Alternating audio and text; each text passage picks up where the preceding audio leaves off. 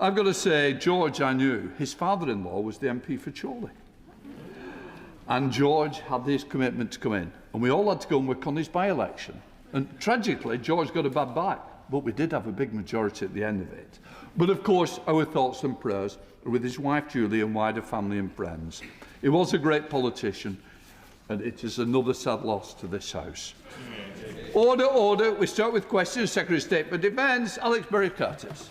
Mr. Speaker, question number 1, please. Secretary of State. Mr. Speaker, can I associate myself, and I'm sure all members of this House, with your words of condolence for the late, great George Howarth. He was a hugely experienced parliamentarian, and I know that he will be very much missed.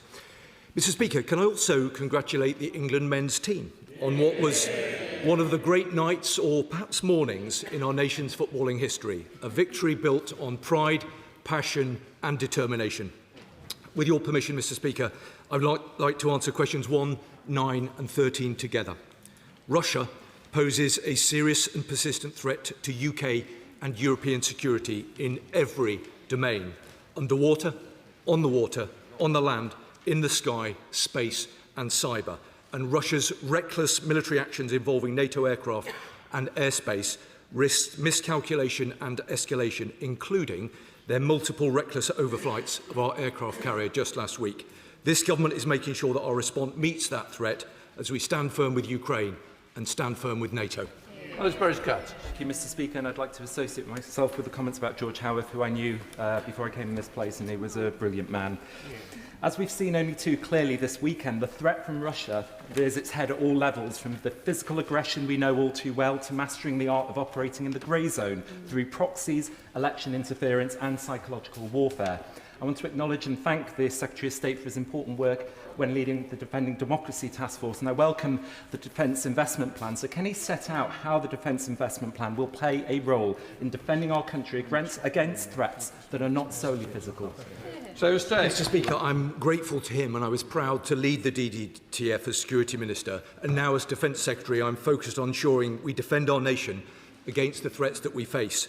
The UK is under daily attack from our adversaries that seek to harm our society and our prosperity, including through cyber attacks. My department is now investing £2.5 billion in cyber and intelligence, and we are working across government, industry, society and with our allies to defend against and deter attacks across every domain. No law. Thank you, Mr. Speaker. We're in a new era of modern warfare, as we've heard, with cheap drones costing thousands of pounds, knocking out systems costing millions. The Defence Investment Plan reflects this new reality, and I welcome the £5 billion set aside for drones. But what steps is the Minister taking to invest in the fight back against Russian aggression in the information warfare space? Well, Mr. Speaker, my honourable friend is absolutely right to raise the hybrid nature of the threats that we face from Russia. Information operations seek to unpick the threads of our democratic, resilient society, and we will defend against these threats. I have the privilege now of working with military and civilian specialists in the Ministry of Defence, and I can assure my honourable friend that I will always give our specialists what they need to detect, expose and respond to the full range of hybrid threats that Russia pose. Alex Blanchard.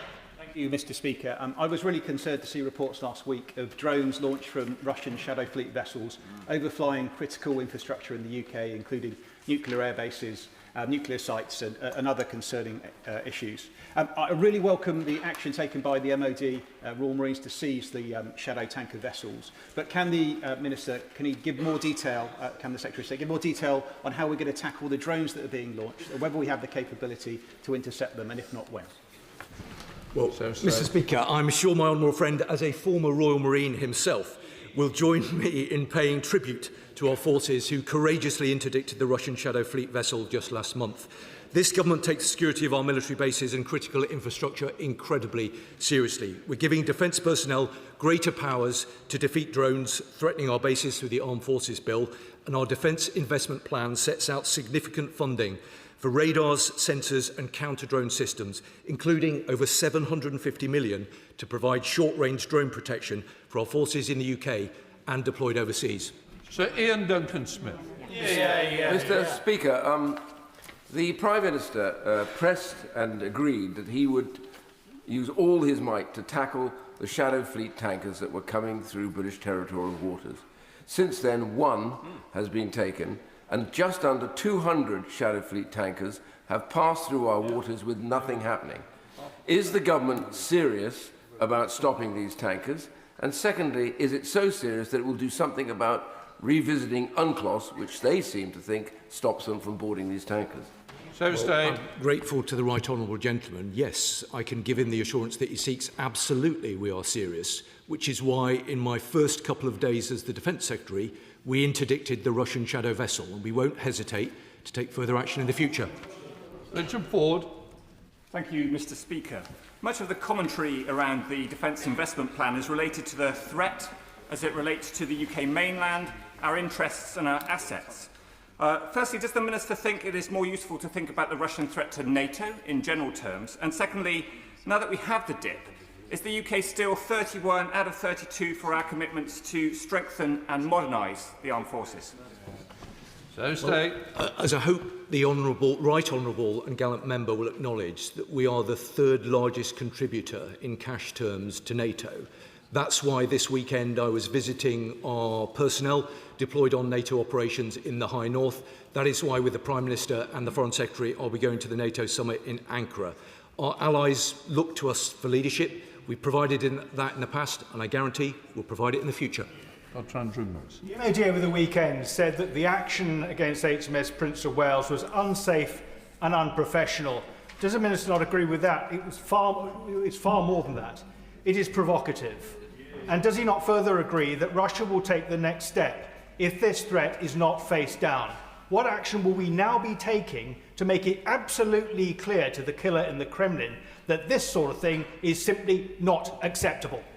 Well, I agree with the right honourable gentleman. The threat that he's outlined is completely unacceptable. It is reckless. And I commend all of those serving on the Carrier Strike Group for the decisive action that they took in responding to it. The Ankara summit, which begins tomorrow, provides another important opportunity to restate our commitment as an alliance to stand against the threat that Russia undoubtedly takes. And we will be making sure that we don't miss that opportunity. Chair of the Select Committee, Tan Singh Desi. Thank you very much, Mr. Speaker. My heartfelt congratulations to the England football team on reaching the quarter-final, and I also share your condolences with regards to my good friend Sir George Howarth. Mr. Speaker, with the Defence Investment Plan finally being published, I had hoped that as we head to the Ankara summit, the NATO summit this week, that the government would have set out a clear path to 3.5%. But unfortunately, the Prime Minister will be arriving empty-handed because we haven't even set out a clear path to 3%. So, Secretary of State, with the widely reported Russian potential plot to launch an attack on Polish soil, targeting their critical infrastructure, and the US President warning NATO members to increase investment or face the consequences, will my right honourable friend reassure us that at the Ankara summit, the Prime Minister will reassure allies by setting out a clear pathway to 3.5%? Well, Mr. Speaker, I have huge respect for the Chair of the Select Committee. He will have heard the words that I spoke the other day in terms of the importance of ensuring that defence is the #1 spending priority at the next spending review. That is the moment at which we will need to set out a clear trajectory to ensure that we honour the commitments we've made to spend 3.5% of GDP by 2035. But I know that he will also understand the leading role that the United Kingdom plays within NATO. Our allies expect us to lead and expect us to step up, and that is what we'll do. Joshua Reynolds. Mr. Speaker, does the Secretary of State accept that long delays in publishing the Defence Investments Plan and the instability at the top of his department has sapped confidence from the industry and our allies at the very moment that the Russian threat demands more certainty from us? Well, with great respect to the honourable gentleman, what I accept is that in 2.5 weeks we sorted the Defence Investment Plan. That is a good base to build on. That is 15 billion of additional resource, which sits alongside a commitment to spend 298 billion over the next 4 years. It's the kind of numbers that the party opposite could only dream about. James Cartledge, Shadow Secretary of State. Thank you, Mr. Speaker. And can I echo your sentiments about Sir George Howarth and pass on the condolences of the opposition to his family and friends. And also, for their first orals, welcome the new ministers to the front bench team. Now, Mr. Speaker, today's reports of Russian provocation illustrate the scale of the threat from Putin, but they also show why Britain needed a defence investment plan that was fully funded instead of one with a £5 billion IOU for the next Prime Minister. Now, on that point, the DRI Minister responsible for producing the DIP admitted on the media round last week that he only found out about the missing £5 billion after the DIP was published. When did the Secretary of State find out? Let me gently respond by saying that we inherited a Ministry of Defence that was underfunded, over-programmed and completely unsuited to the threats that we face now in the future. This government has committed £298 billion. He mentions £5 billion. Let me tell him that we're spending more than £5 billion, the largest ever drone investment for the UK, learning the lessons of Ukraine. We've been clear about the need to spend more on defence, and we will do that. But I won't be taking any lessons from the honourable gentleman. This isn't good enough, Mr. Speaker. The Defence Investment Plan has completely unravelled because despite being many months late, they still haven't worked out where they're going to get the money from. Now, either, Mr. Speaker, the Secretary of State knowingly signed off a Defence Investment Plan with a £5 billion poison pill for the Right Honourable Member for Makerfield, or, like his procurement minister, he was kept in the dark by the Chancellor. Which is it? Shadow State. I'm sorry to say that is performative nonsense from the Shadow Secretary of State, who should know better. We inherited a defence budget that was underfunded, overcommitted and simply not fit for the threats that we face. This government has committed £298 billion over the next 4 years, alongside £15 billion of additional resource for the DIP. Yes, we'll need to do more. The spending review will provide the opportunity to do that, and I hope, perhaps, maybe we could establish a political consensus about the importance of doing that. Democrat spokesperson James McCreary. Thank you, Mr. Speaker. As our brave Ukrainian allies have halted the advance of the Russian army, Putin has resorted to expanding his air campaign against Kyiv and other Ukrainian civilian targets. His growing barbarism is matched only by his desperation. The UK is rightly proud to have led the world in supporting Ukraine and punishing Putin for his aggression. But now must be the moment that we turn the screw further. I welcome the new sanctions announced today by the Foreign Secretary, but the lifeblood of Putin's war economy is the sale of oil, gas and coal to the world. Liberal Democrats believe there should be no legitimate routes to market for Russian fossil fuels. So ahead of tomorrow's NATO summit, will the Secretary of State and colleagues in the Foreign Office ask the Prime Minister to work with our allies to ban the provision of all maritime services for the export of Russian oil, oil products, gas and coal? Well, Mr. Speaker, I'm very grateful to him for raising the important point of support for Ukraine. And whilst in this House it would appear that we're not able to agree on the Defence Investment Plan, I hope that we can agree on the importance of supporting our allies in Ukraine. My first call as the new Defence Minister was to my opposite, and in my first week we provided £752 million of support for Ukraine. We need to keep going with that, and he's right to raise the importance of the NATO summit, and I'll be working with the Prime Minister and with the Foreign Secretary to make sure, as he describes, we are tightening that screw. Bilberry. Question number 2, Mr. Speaker. Minister, welcome. Thank you, Mr. Speaker. And as it may be in excess of 47 years since the last Labour RAF veteran stood at this dispatch box, I'd like to acknowledge those that served on that squadron and group questions 2 and 11 together, if you would. Valour will improve the coordination of services at national, regional and local level, ensuring veterans across the UK have easier access to the support they deserve. We are making good progress. I opened the first Valour Centre on Thursday, and round 2 of funding is now open for applications. The first Valour field officers are already in post, with more to follow in the Valour HQ now fully resourced. Bill Brickell. Thank you, Mr. Speaker. West Horton is home to a fantastic local veterans charity called the Darren Deedy Foundation. Now, Darren bravely served in the Duke of Lancaster's regiment, but sadly died following injuries he sustained on the front line in Afghanistan. I had the privilege of visiting the foundation back in April and meeting Christine and Darren's mum, Julie, to discuss the vital work they do. Will the Minister join me in paying tribute to the incredible work done by everyone at the Darren Deedy Foundation? And will he see if he can find time to accompany me on a visit to the Veterans Community Hub that the Foundation is building at the old Washacre Family Support Centre? I thank my honourable friend for recognising the Darren Didi Foundation. As an Afghan veteran myself, this is something that I take incredibly seriously. The Foundation is doing incredible work in the name of Kingsman Darren Didi, which is all led by his family and in his memory. I take great pleasure in joining my honourable friend in a visit to the Foundation. Judy Gosling.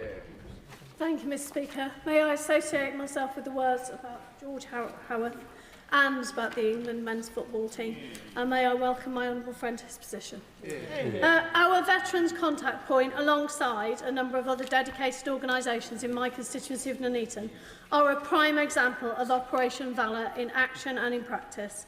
Can the Minister provide an update about how this scheme will build on their long-standing service and enhance the support for veterans in Nuneaton and our wider region? Minister. I thank my honourable friend for raising Veterans Contact Point, because their work is really important. Through Valour, we want to make that support even better so that every veteran can access the support they deserve when they need it. The new Valour Recognised Centre in Telford and Wrekin, the Hub, has just launched alongside 13 other Valour recognised centres across the UK. Expressions of interest for the second round of Valour development funding are currently being assessed. Thank you very much, Mr. Speaker. I'd like to also welcome the gentleman to his new role, and he'll be interested to know in his new role that the Gosport constituency, which I represent, has the highest proportion of veterans in the country. So what a lot of them are saying is that Operation Valour has good intentions to improve visibility and to triage to care services. But the issue is that it doesn't invest in them, services like housing and healthcare. The new Conservative administration that's just taken over Gosport Borough Council has inherited a 541-strong waiting list for council houses. The NHS waiting list for treatment has gone up 17,000 across Hampshire this year alone. So what will stop Op Valour being more than just window dressing? How will it invest in the services that our veterans rely on? Well, I thank the Right Honourable Member for her commitment to the veterans in her community and for raising those important points. Valour does not seek to usurp the wonderful third sector that we have existing across the country, and we hope that Valour will empower them and share good experiences across the country. But she points out that there is a shortage of council housing, which is a legacy of a past Conservative government, and I hope that her constituents and the veterans will do well from the falling numbers of those in waiting lists. Thank you, Mr. Speaker. Our military personnel risk life and limb every day to keep the country safe, and they deserve the best support we can give them. So it's shocking that for many of our veterans, receiving military compensation counts as income when assessing local means-tested benefits. So will the Minister commit to ending this practice so that veterans can be properly rewarded for their sacrifice to this country? Minister. Well, I thank the honourable member. He raises a very powerful point. My two local councils were cajoled by myself into ceasing that practice by simply writing a letter to them and lobbying on their behalf. I'd be happy to meet with him to share that practice so that he can do the same. Oliver. Question number 3, please, Mr. Speaker. Minister. Thank you, Mr. Speaker. One veteran rough sleeping is one too many. This government will always ensure support is available when needed. We have committed an additional £12 million to the Reducing Veteran Homelessness programme alongside Op Fortitude. We will deliver 3 years of support services across the UK for veterans at risk or experiencing homelessness. Thank you, Mr. Speaker, and can I associate myself with the comment about the loss of Sir George Howarth? His loss will be felt deeply in this place. Organisations in Liverpool like Veterans HQ do incredible work to support homeless veterans, and the government has made tackling this a priority through its Reducing Veteran Homeless programme. The latest evaluation of this highlights a shortage of housing for veterans to move on from emergency accommodation. The amazing charity, British Veterans Enterprise, is addressing that through an innovative new scheme to provide 100 new homes for the most disadvantaged veterans. But it has to be funded through public donations. Will the government look at how it can work with the voluntary sector on projects like this to help provide desperately needed social housing for veterans to whom we owe so much? Minister. I thank my honourable friend for raising such an important point. I am continuing my predecessor's close work with MHCLG and with local authorities to ensure that veterans receive the support they deserve. I will soon be meeting with MHCLG to discuss this further. There is a range of support available to veterans. All veterans of regular armed forces have been exempted from social housing, local connection in England. The Reducing Veteran Homelessness programme funds vital wraparound support for veterans, and Op Fortitude has helped over 1,000 veterans into housing. Shelby. Question number 4, sir. Minister. Thank you, Mr. Speaker. The DIP sets out plans for a more lethal and larger Royal Navy based on the hybrid model. Despite a lack of investment in docks and late ordering of ships under the last government, I can confirm that the Royal Navy continues to meet operational and NATO commitments. This government is ordering more ships, securing British shipbuilding, and we are serious about delivering the world's first hybrid navy of crewed, uncrewed and autonomous vessels. Thank you, Mr. Speaker. And I'm grateful for the Minister's answer, but with the retirement of HMS Iron Duke, the number of deployable Type 23s is reducing. In government, we did order a total of 13 Type 26s and Type 31s.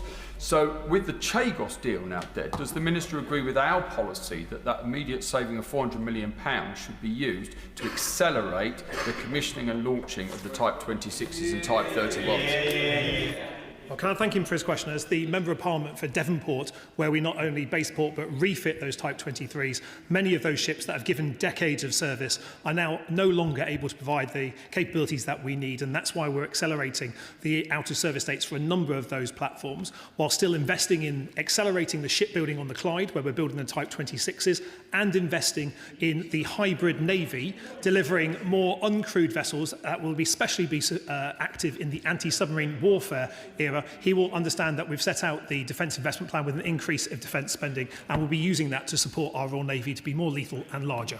Thank you very much, Mr. Speaker. Can I welcome the move for the commitment of procurement of 6 common combat vessels in the DIP, and that I hope, of course, will be based on the hull of the Type 31, currently being built by the very skilled workforce in my constituency at Rosyth. Can I ask the Minister to take immediate action and work with me to progress the CCV programme, so hopefully we do not see a gap between the end of the Type 31 programme and hopefully the start of the CCV construction? Well, can I thank him and say seriously to the House that he has been an incredible advocate for Rosyth. I've met him on a large number of occasions, and he has been absolutely determined in talking not just about the potential of Rosyth, but the professionalism of the men and women who work there and the opportunity for young people having a career in shipbuilding. The Common Combat Vessel is a huge opportunity for us to expand our number of hulls in the Royal Navy and to build the latest capabilities, not just in air defence, but also as a mothership for our hybrid Navy opportunities. I'll be happy meeting him to discuss further. Dave Dugan.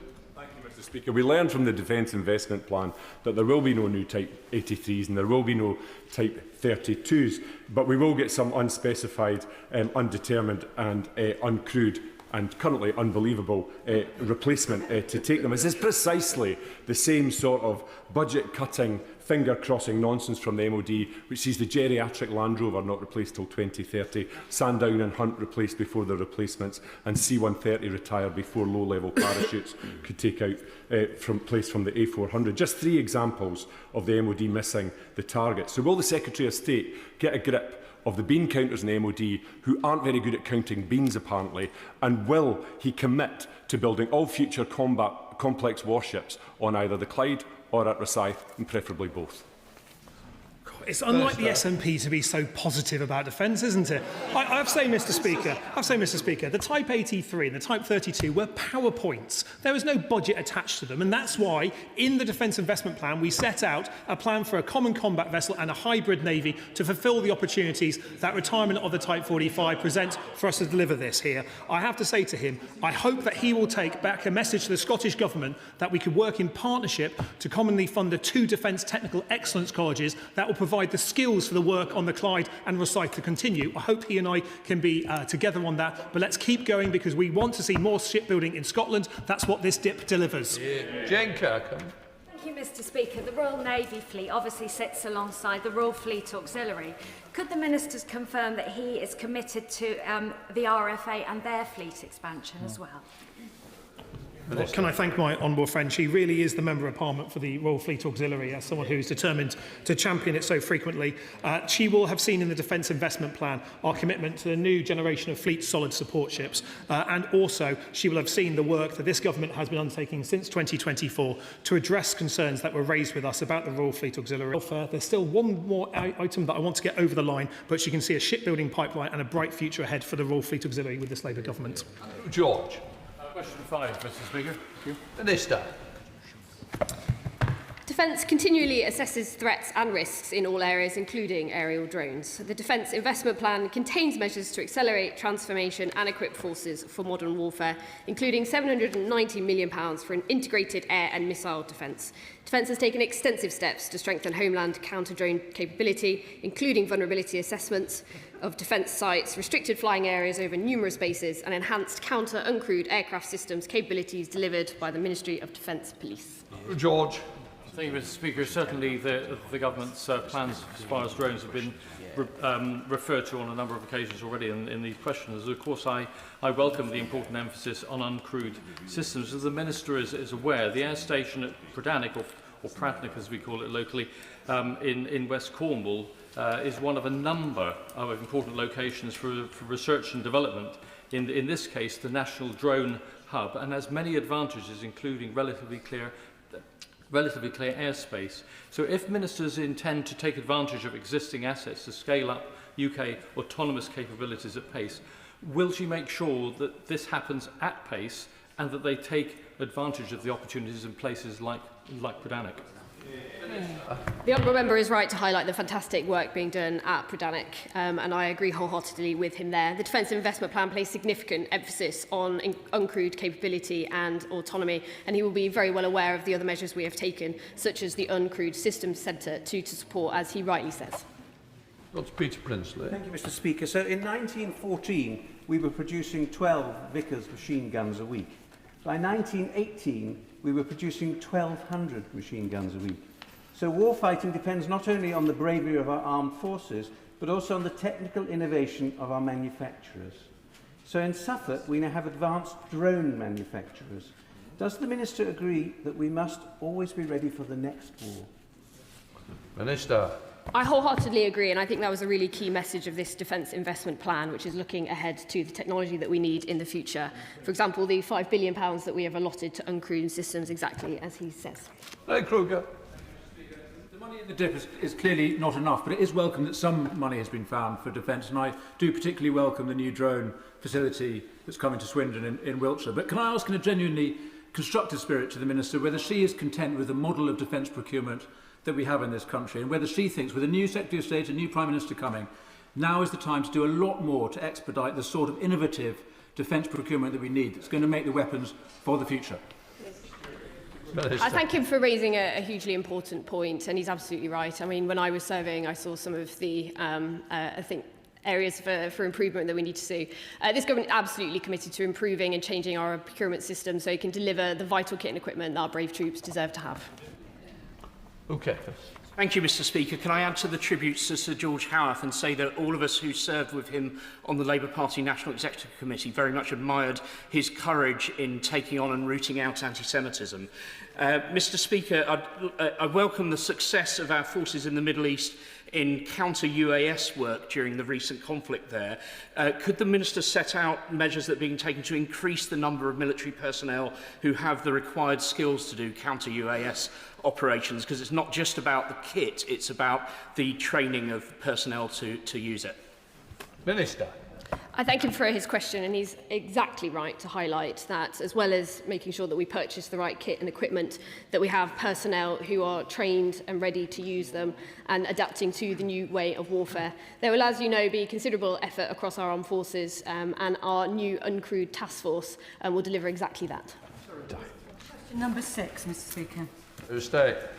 Mr Speaker, I work closely with the Prime Minister and the Chancellor to secure more money for our armed forces, a £15 billion increase in my department's spending power. This means we'll invest £298 billion in defence over the next 4 years. Of course, there is more to do, and I will continue to work closely with colleagues across government to ensure that defence remains the #1 priority at the next spending review. Sarah Dye. Mr Speaker, I visited RNAS Yeovilton recently and saw the welcome improvements to single living accommodation for serving personnel at HMS Heron. But funding to refurbish or replace the 14,000 service homes across the country, like those in nearby Ilchester, has now been pushed back to 2030 to 2035 to help pay for the Defence Investment Plan. So can the Minister confirm whether personnel serving at bases like RNAS Yeovilton will be affected by that delay and what they should expect by 2030? Well, I'm grateful to her for the important point that she raises, and I pay tribute to those who serve in her constituency. We well understand the importance of the best possible standard of living accommodation for those who give so much for our country. That's why the Defence Investment Plan restated the commitment to spend £9 billion over the next 10 years on defence accommodation, and that's why 9 out of 10 of those in most repair have already been fixed. Okay. Thank you, Mr. Speaker. We've seen a 30% increase in Russian subsurface surface activity, Russian proxies rampant across Africa, £15 billion worth of cyber attacks across Europe, sabotage and drone incursions across the border. Could the Secretary of State explain to me that if the Russians were to test us on NATO's eastern flank, when they look across that flank, they don't see a NATO brigade, they see one that looks like a Ukrainian brigade?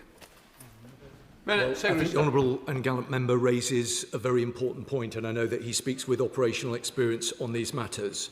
I hope he understands and sees the importance with which we attach these matters. I know he understands the importance of working closely with our allies, both in NATO and in the GEF, and he and I have discussed it on many occasions. He will also understand that tomorrow at the NATO summit in Ankara provides another important opportunity for us as an alliance to state our opposition to the threat that we face from Russia, and that's why we've made sure that we've got the resources that we need to equip our armed forces for the kind of threat that he knows all about. The Minister, David Reid. Thank you, Mr. Speaker. Earlier this year, when I served on the Armed Forces Bill Committee, the then Armed Forces Minister assured us that funding for service housing was, and I quote, ring-fenced, and that nothing in the Defence Investment Plan would stop us getting on with the job. Yet the Defence Investment Plan cuts £300 million from that funding due to be spent in this Parliament, pushing that investment into the next. So can the Secretary of State tell the House exactly how many service family homes will now have their refurbishments or rebuild delayed into the 2030s because the government has failed to honour that commitment?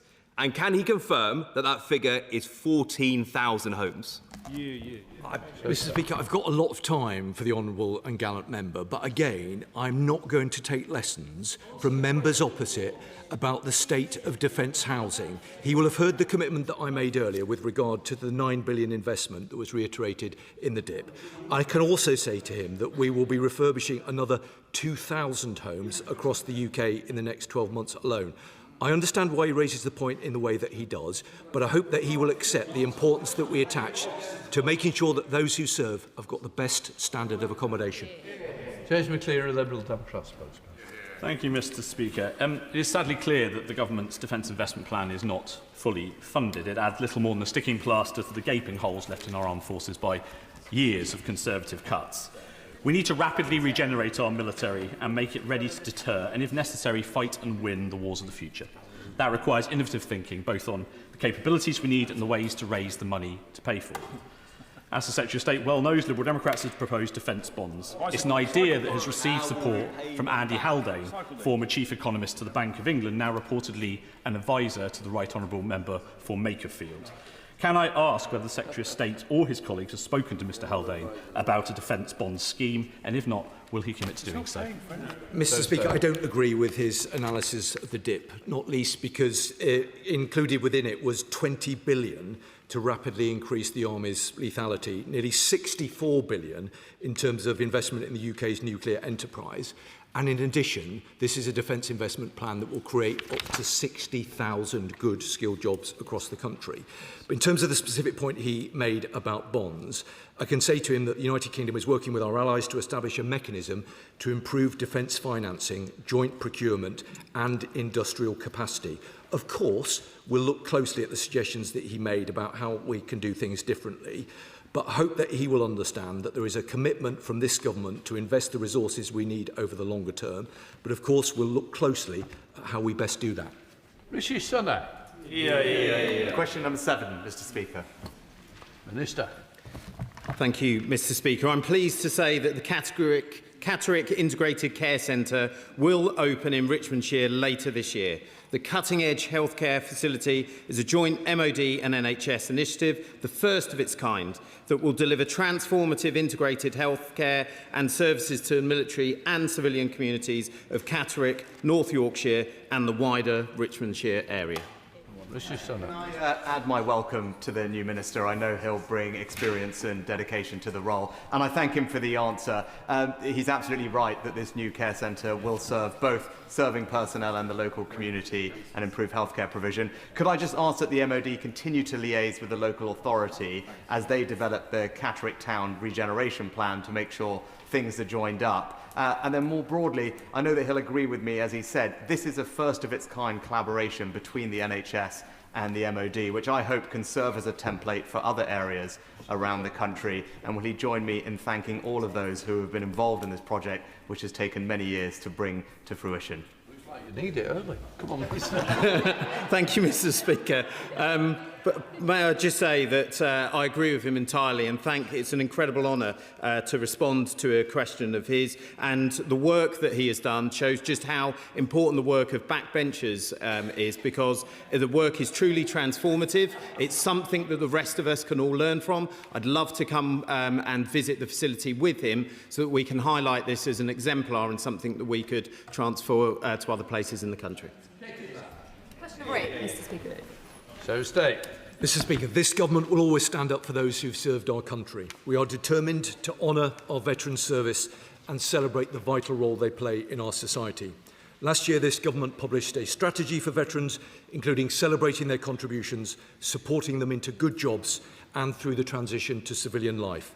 And our £50 million Valour programme will give veterans easier access to the care and support that they deserve. Katie Lamb. Thank you, Mr. Speaker, and I thank the Secretary of State for his answer. Twiggy Roberts, who is a veteran himself and runs HX Motors in my constituency, training up other veterans to maintain and customise Land Rovers, says that he hears a lot from veterans of his generation about their frustrations in getting access to the mental health services that they need and deserve, particularly when dealing with PTSD. It would be great to hear about what conversations he's having with Cabinet colleagues, particularly in the Health Department, about how veterans can be given access to these services. They give one another great support, but it's clearly not the same as support from professionals. Well, I'm very grateful to her for raising this important point, and I pay tribute to her constituent and the work that he's doing in her constituency. I think it's an entirely fair challenge that she's made, and of course we will have conversations with colleagues right across government to make sure that we've got the support services in place to provide that support to those who need it. There is a very important role for the NHS, and that's why we're working with colleagues in the Department for Health. But I'm sure my honourable friend, the Minister for Veterans and Personnel, will be very happy to discuss it with her further. Alex Beck.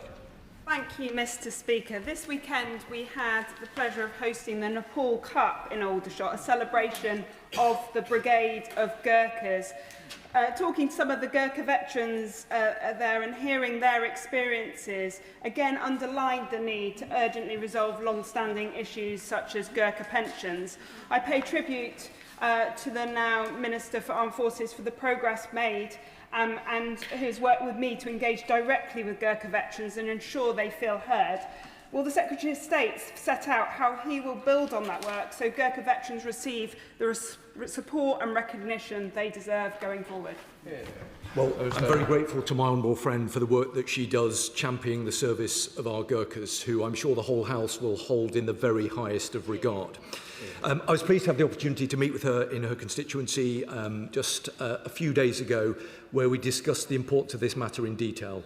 I hope that she will understand that we're working through the detail of an engagement plan with the right stakeholders, including the G10. And I'm confident that my ministerial colleague is on the case in terms of providing the assurances that are being sought, and I know that he'd be happy to discuss the matter with her further. Shadow Minister Mark Francois. Thank you, Mr. Speaker. May I endorse your tribute to the late Sir George Howarth? And may I also take this opportunity to welcome the incoming Veterans Minister to his new position. In the 2 years he's been in this House, he's already established a reputation for independence of mind and for fearlessly speaking truth to power, regardless of the consequences. And I'm sure that will stand him in very good stead now. Regarding Northern Ireland veterans specifically, when the previous Armed Forces Minister resigned, on principle, partly over the legacy issue, he famously described Labour's Northern Ireland Troubles Bill as not fit for purpose. What does the Secretary of State think he meant by that? Mr. Speaker, I should begin by declaring an interest as a veteran who's served in Northern Ireland. And let me say to the right honourable gentleman that this government is absolutely committed to the Troubles Bill. But I'm also determined to ensure that everyone involved, including families and veterans, are treated with fairness, dignity and respect. So this government will introduce a substantial package of amendments to strengthen protections for veterans and provide greater confidence that those who served our country are afforded the appropriate safeguards. We are engaging with stakeholders to ensure that the measures reflect the interests of our defence community and to deliver a balanced and fair approach to addressing the legacy of the Troubles. Speaker, we've been waiting for those amendments almost as long as we've been waiting for the dip. So can I ask, where is the right honourable member for Makerfield on the legacy issue? Many regiments who hail from the northwest, such as the Duke of Lancaster's regiment, already mentioned once today, and the King's regiment before them, who traditionally recruited from both Liverpool and Manchester, did multiple tours in Northern Ireland on Op Banner. So has the Secretary of State had any indications that our likely new Prime Minister is going to do right by those former soldiers from his own region, scrap the benighted bill, which helped Sinn Féin pursue our veterans via lawfare and get rid of the whole nonsense altogether? Let me say to the Shadow Minister that genuinely I want to find a way forward with this that could attract cross-party support. But I would remind him and some members opposite that the previous government's Legacy Act left our veterans with no certainty, no protection, and victims and families with no justice. No veteran ever received immunity through the law, and it risked giving immunity to terrorists. This government has and will bring forward new primary legislation which is legally compliant and recognises our veterans' interests in order to properly deal with the legacy of the Troubles. Katrina Berry. Number 10, Mr. Speaker. Minister. The UK is committed to security in the High North, as well as Royal Marines' cold weather training in Norway, ranger exercises in Sweden and Finland, and air policing operations. The UK plays a key role in NATO's Arctic Sentry initiative, deploying our carrier strike group to the High North this year. The Secretary of State was in fact able to witness this firsthand just this weekend on a visit. Katrina Murray. Protecting our interest in the High North depends not only on our armed forces, but also on a resilient defence industrial base. Constituencies such as mine are home to highly skilled defence and engineering businesses that play an important role in supporting our national security. How is the Department ensuring that UK industry has the investment and skilled workforce needed to sustain these capabilities into the future? My honourable friend is quite right to highlight the High North, and the Defence Investment Plan positions our armed forces to focus on its protection alongside our allies in NATO and the JEF.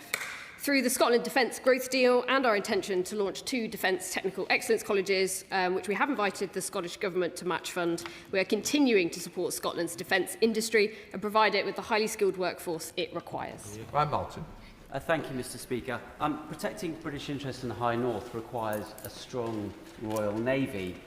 Under the current DIP, the Type 45s are going to go out of service in 2035 to be replaced by some CCVs and some other uncrewed systems which currently only exist on PowerPoint. So 9 years from PowerPoint to power projection stretches credibility somewhat. So will the Minister take her personal credibility that these systems will be delivered on time and that we won't have a gap in our air defences in the High North? I'm sure the Honourable and Gallup member will agree that when we look at the changing nature of warfare, that we must change as well to meet it. And I think having that focus on uncrewed systems, on AI, is absolutely critical, and I welcome the vision set out by the First Sea Lord. David Simmons. Number 12, Mr. Speaker. Minister. My time as an air cadet was one of the reasons why I'm stood here today.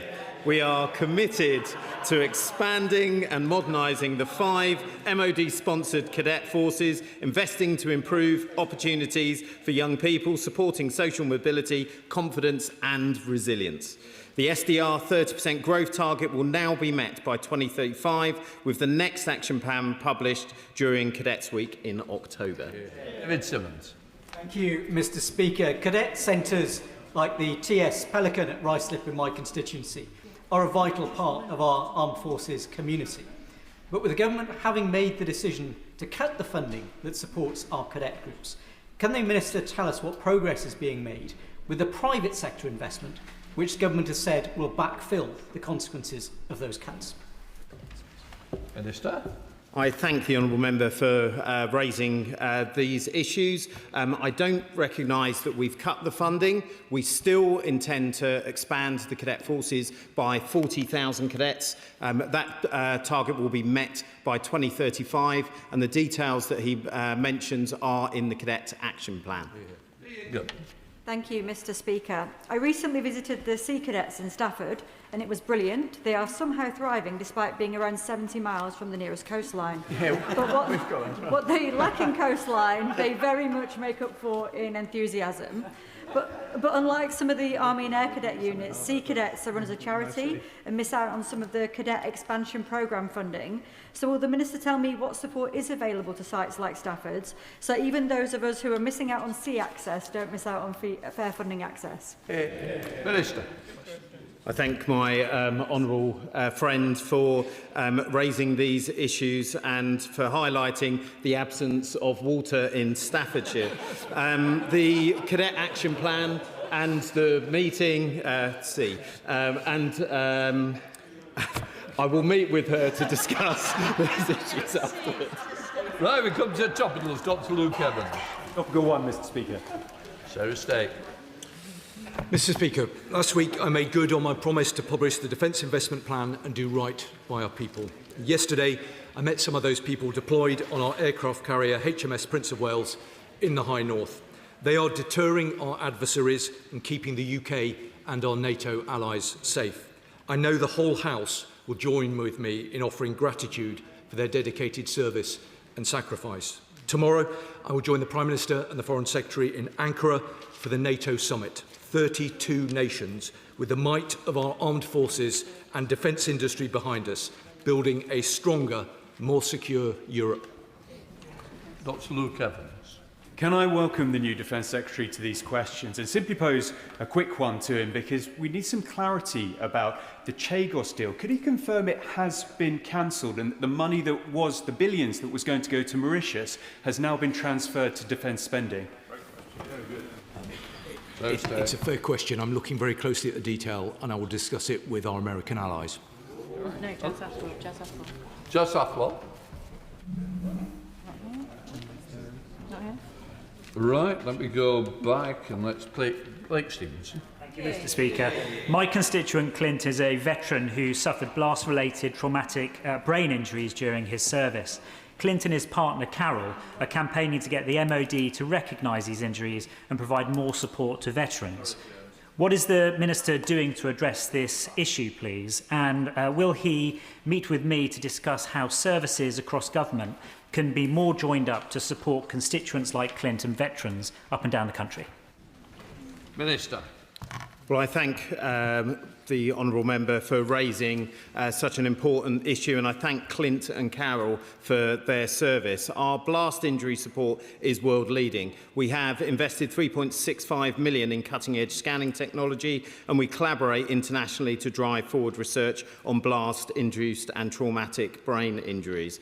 Our work on traumatic brain injuries complements wider efforts to ensure no veteran falls through the cracks, having invested more than £25 million into Op Courage since the election, so that veterans in England can continue to access specialist mental health and wellbeing services. Alex Bellinger. Thank you, Mr. Speaker. I was pleased to see cooperation with the Netherlands on a new amphibious fleet in the Defence Investment Plan. I spent 2 years of my career working alongside the Dutch Marines, and the Royal Marines have a long history of cooperation. mostly not fighting each other. But since our amphibious ships, HMS Albion and Bulwark, are out of service now, when can we expect amphibious ships to be operational in this new Anglo-Dutch fleet? Well, can I thank him for his question? After the last government tied up HMS Albion, HMS Bulwark, never planning to send them to sea again, this Labour government is bringing back amphibious ships. We're working with the Netherlands to develop a joint capability, and our ambition is for the first ship... Sorry.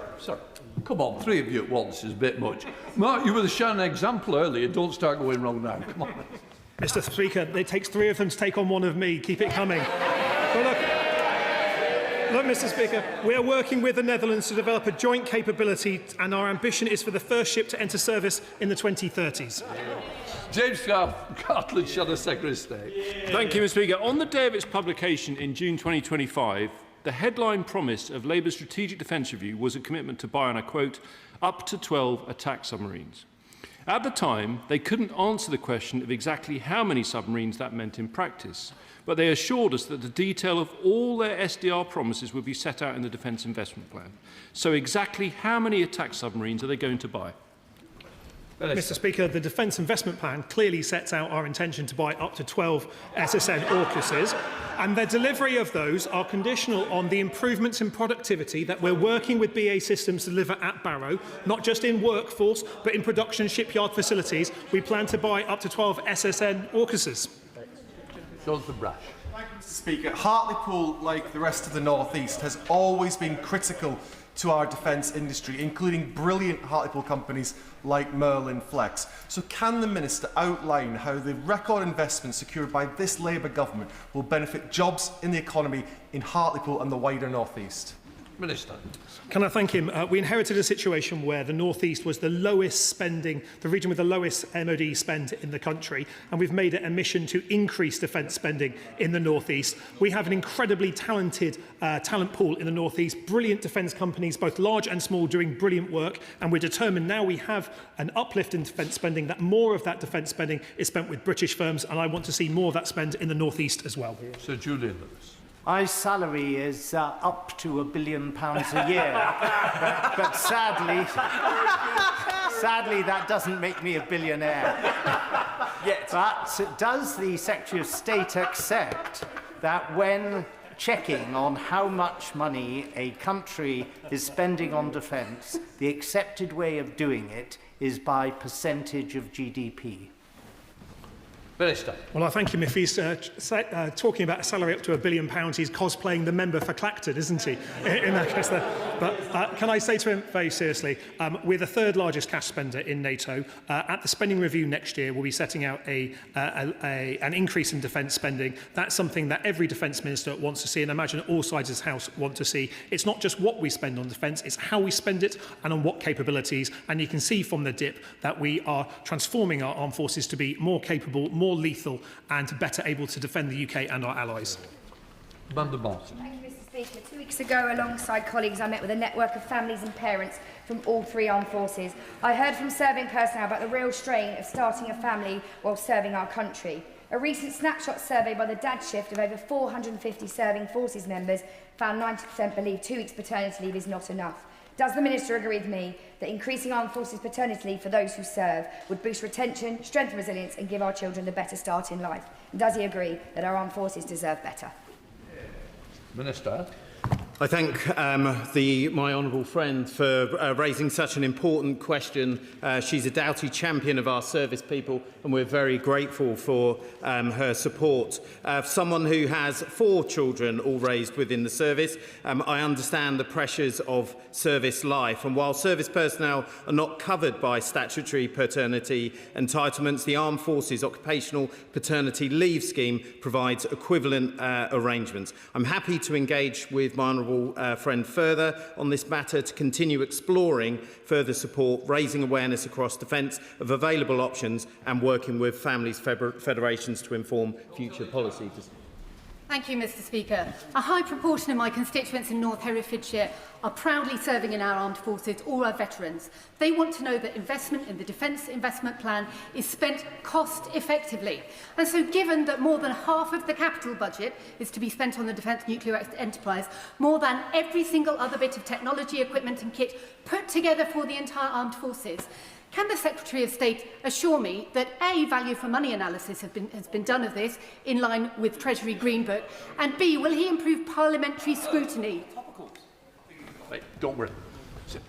Thank the honourable member for her question. She will know that this Labour government was elected on a manifesto triple locked for our nuclear deterrent, not only maintaining continuous sea nuclear deterrent, not only maintaining the new submarines, but all the upgrades that are required. We will make sure that the nuclear enterprise provides value for money, increased deterrence against threat, and more job creation opportunities for people up and down the country.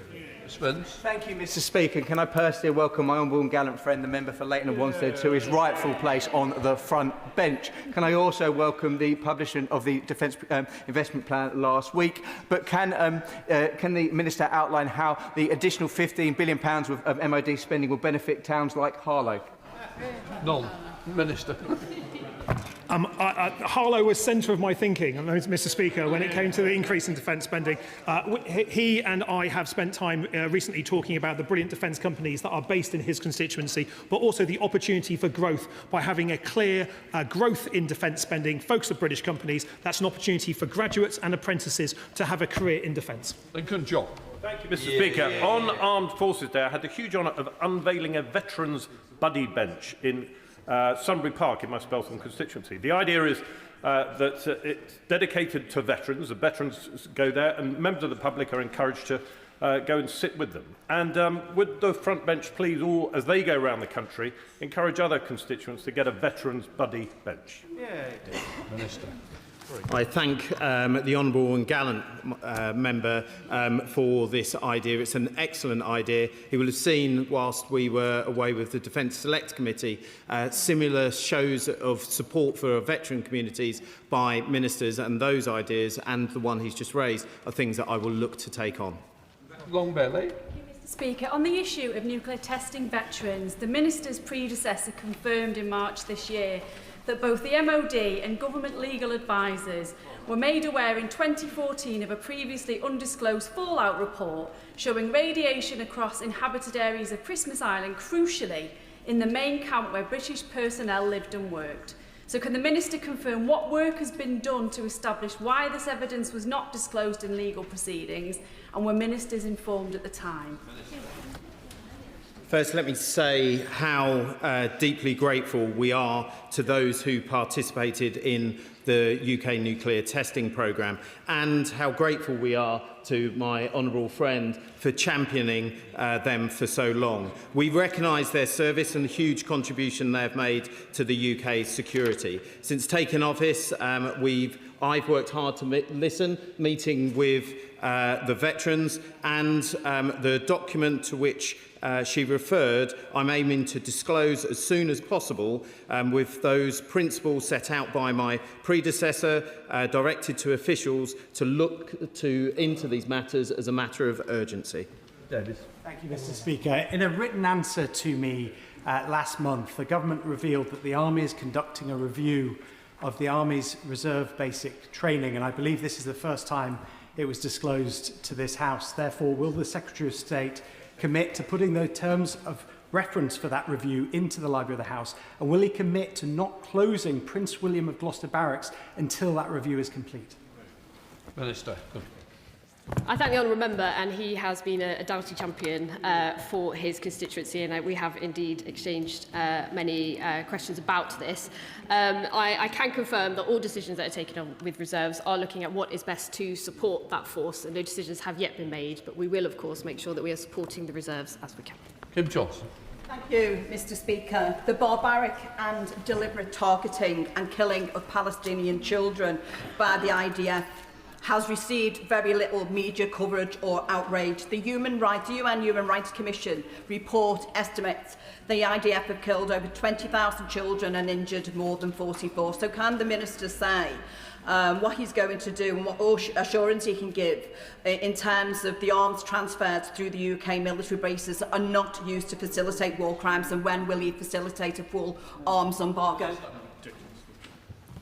I thank the honourable member for her question. There has been an abhorrent loss of life. Children must never be the victims of war. In answer to her question, we have already suspended licences for Israel where they might be used in military operations in Gaza. Licences are kept under continuous review. For operational security reasons, we don't offer comment on or information relating to routine foreign nations' military movements. Thank you, Mr. Speaker. Local residents, including service personnel living in my constituency, are deeply concerned by the proposal to create a new asylum centre at MOD Bicester. The Minister for Asylum, who is now in his place on the front bench, promised me last week that there would be absolute transparency for the affected communities. So can I ask that a Minister clarifies when MOD officials first began speaking to the Home Office about this proposal, whether, and if so, how many contracts have been issued by the MOD to assess the site, and whether any serving personnel, MOD staff or MOD contractors are under non-disclosure agreements in respect of this proposal? Minister. Well, can I thank him for his question? The Prime Minister asked all departments to step up to support the cross-government mission to close asylum hotels. The Ministry of Defence have done so, making available a number of sites that we no longer use for military purposes. I'm very happy arranging a meeting with my colleague from the Asylum Minister and myself to discuss this further. Neil Duncan Jordan. Thank you, Mr. Speaker. It's nearly 2 years since the International Court of Justice ruled that Israel's presence in the occupied Palestinian territory is unlawful. So does the Minister believe that it's morally or legally justifiable for British bases to continue to be used to transfer weapons to Israel as part of this ongoing conflict? Minister. I hope he had my previous answer expressing my deep sadness at the innocent victims of war, and to reconfirm that we have already suspended licences for Israel where the items might be used in military operations in Gaza, noting the F-35 components going to the global programme. Licences are kept under continuous review. Madam Objective. The Defence Investment Plan is split into two parts, the near-term investment plan, which covers the 4 years remaining of this Parliament, and the long-term investment plan, which covers the further 5 years, up to 2035. But this is a 10-year plan, and that clearly only adds up to 9 years. It should cover up to the 35-36 financial year. So can the Minister confirm that it is a 10-year plan? And if it is a 10-year plan, does the final part of that plan assume that we are already spending 3.5% on defence? Minister. I can confirm it is a 10-year plan. One of the reasons that we set out in detail the first 4 years is because we can see the technologies that we're purchasing in the first 4 years. We know in drone technologies, a number of those areas we will be making spends, but we don't know precisely what platform. Due to the fast iteration of technologies, we will continue to increase defence spending, delivering the 3.5% of GDP by 2035. In South Dorset, the Lantern Trust and the Veterans Hub have recently applied for Valour funding. If successful, this would make a huge difference to both organisations as they grow the services they offer to veterans, particularly for the Hub, which is the first port of call for many local veterans. So will the Minister look closely at their application for funding and look to support the fantastic work of the Veterans Hub in Weymouth? Minister. Thank you. Thank you, Mr. Speaker. I thank my honourable friend for raising the Veterans Hub in his constituency. I very much look forward to coming and visiting it in due course. Thank you, Mr. Speaker. Can the Secretary of State explain to this House, to the British people and to our NATO allies how it is that our welfare spending bill is being increased by £19 billion this year? We've spent £13 billion on foreign aid last year, and £15 billion has been committed to net zero schemes, and yet the Defence Investment Plan still has a £4.7 billion funding gap. Minister. I would say to the Honourable Lady, we're increasing defence spending. That's what the Labour Party is doing in government. If you look at what Reform has been doing, they were accepting, one of them was accepting bribes from Russia. So I don't precisely accept what she is saying. We're increasing defence spending. Speaker, can I ask the Secretary of State to set out how the Defence Investment Plan and the record investment of nearly £300 billion over the next 4 years will help strengthen local supply chains in my constituency of Mid and South Pembrokeshire, help create good unionised, well-paid jobs, as well as stimulate economic growth? Can I say, Mr. Speaker, the Honourable Gentleman's constituency is going to receive not just support via the £50 million Welsh growth deal, not just support with the Deep Space Advanced Radar Capability programmes at Corridor Barracks, but also help support with SMEs in sites like Castle Martin in his constituency. It is a good deal for Wales. Josh Babbery. Mr. Speaker, civil compensation is disregarded from pension credit entitlement calculations, but military compensation is not. I know that the new Veterans Minister is sympathetic to addressing this injustice. I wonder whether he would meet with me and the family of Pauline Cole, a veteran who is fighting to address this in order to put this right. Minister. Thank you, Mr. Speaker. I will meet with him and the family. John Morrow. Thank you, Mr. Speaker. In the statement on the Defence Investment Plan last week, I raised with the Secretary of State the unacceptable truth that the North East sends the highest proportion of its young people into the armed forces and yet receives the lowest proportion of investment spending. And he said that was a reasonable challenge. So will he meet with me and colleagues from the region to see how we can ensure that the bravery in battle of the sons and daughters of the North East is at the very least reflected in the defence investment spend? Minister. I thank my honourable friend for her question. She knows that this Southwest lad here is a big fan of supporting the North East industry to not only grow but to create more opportunities. I'm very happy meeting her and North East colleagues to look at what opportunities are now available in the Defence Investment Plan with the £298 billion over the next 4 years. Mr. Speaker, last month a former Defence Secretary said he believed he was misled by his own department whilst he was Defence Secretary. The Phillips Review panel, including the former Scottish Secretary Barrister Liddell, said she was misled.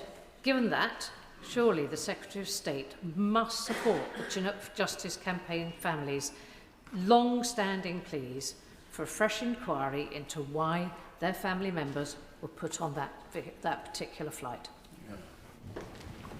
Minister.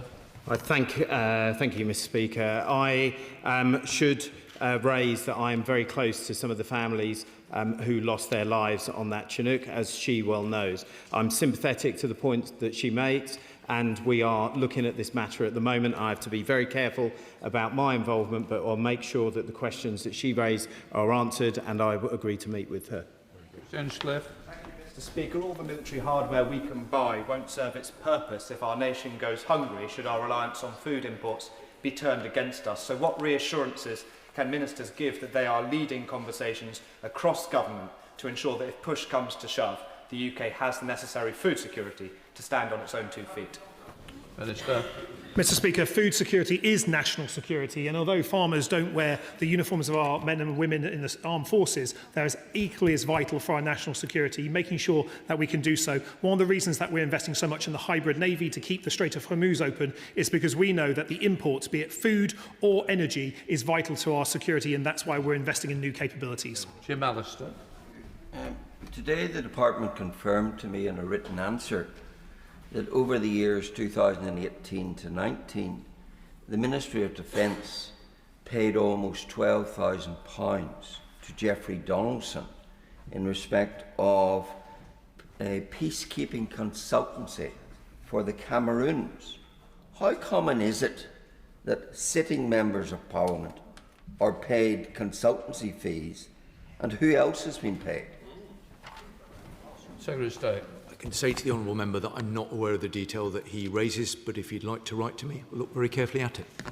Final question, Damien Egan. Thank you, Mr. Speaker. I'd like to ask about the recruitment freezes on civil service roles in the military. Will this change as a result of the publication of the DIP, and how are skills gaps to be addressed to limit pressure on military personnel?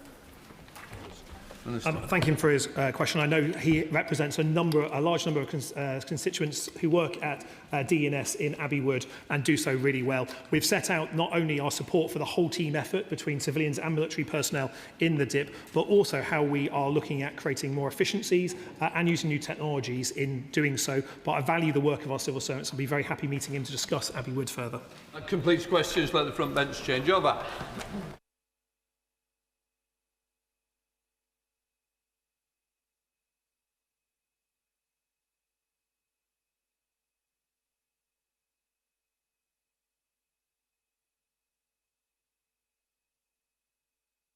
We now come to the urgent question.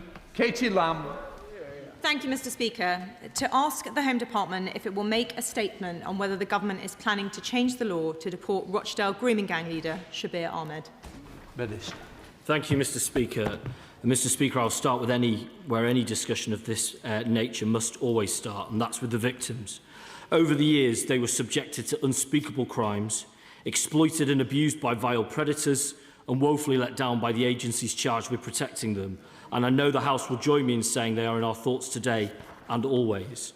The grooming gang scandal was and will forever be one of the darkest moments in our nation's history. And I know for those affected it will have been unbelievably painful to learn that one of the perpetrators was due for release from prison.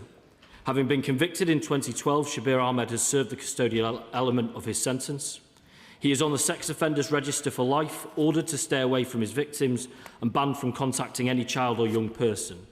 As well as facing strict curfews and restriction zones, his every movement will be tracked. He will be required to wear an electronic tag.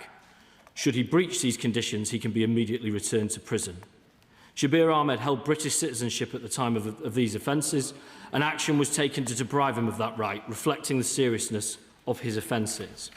Having arrived in the UK before 1971, he is exempt from deportation due to Section 7 of the Immigration Act. This Act preserved the rights of Commonwealth and Irish citizens who were already in the UK when the Act took effect on the 1st of January 1973. This is not a loophole, Mr. Speaker. The provisions of Section 7 were put in place to protect existing rights for an identified cadre of Commonwealth citizens, most notably the Windrush generation. But, Mr. Speaker, as you know, when a foreign national breaks the laws of this land, our first priority will always be to get them out of the UK. Under this government, removals of foreign national offenders are up 36%, with nearly 10,000 returns since we entered office. The fact that this has not, so far, been possible with an individual responsible for such heinous crimes as Shabir Ahmed is unacceptable. I can assure the House that we have not given up, and we will not. While the original intentions of the legislation in question mean we ought to proceed with care, the nature of the offending in this case demands that we explore all options, and that is what we're doing. And in the meantime, we will, of course, do everything in our power to keep the public safe. Katie Lamb. Thank you, Mr. Speaker.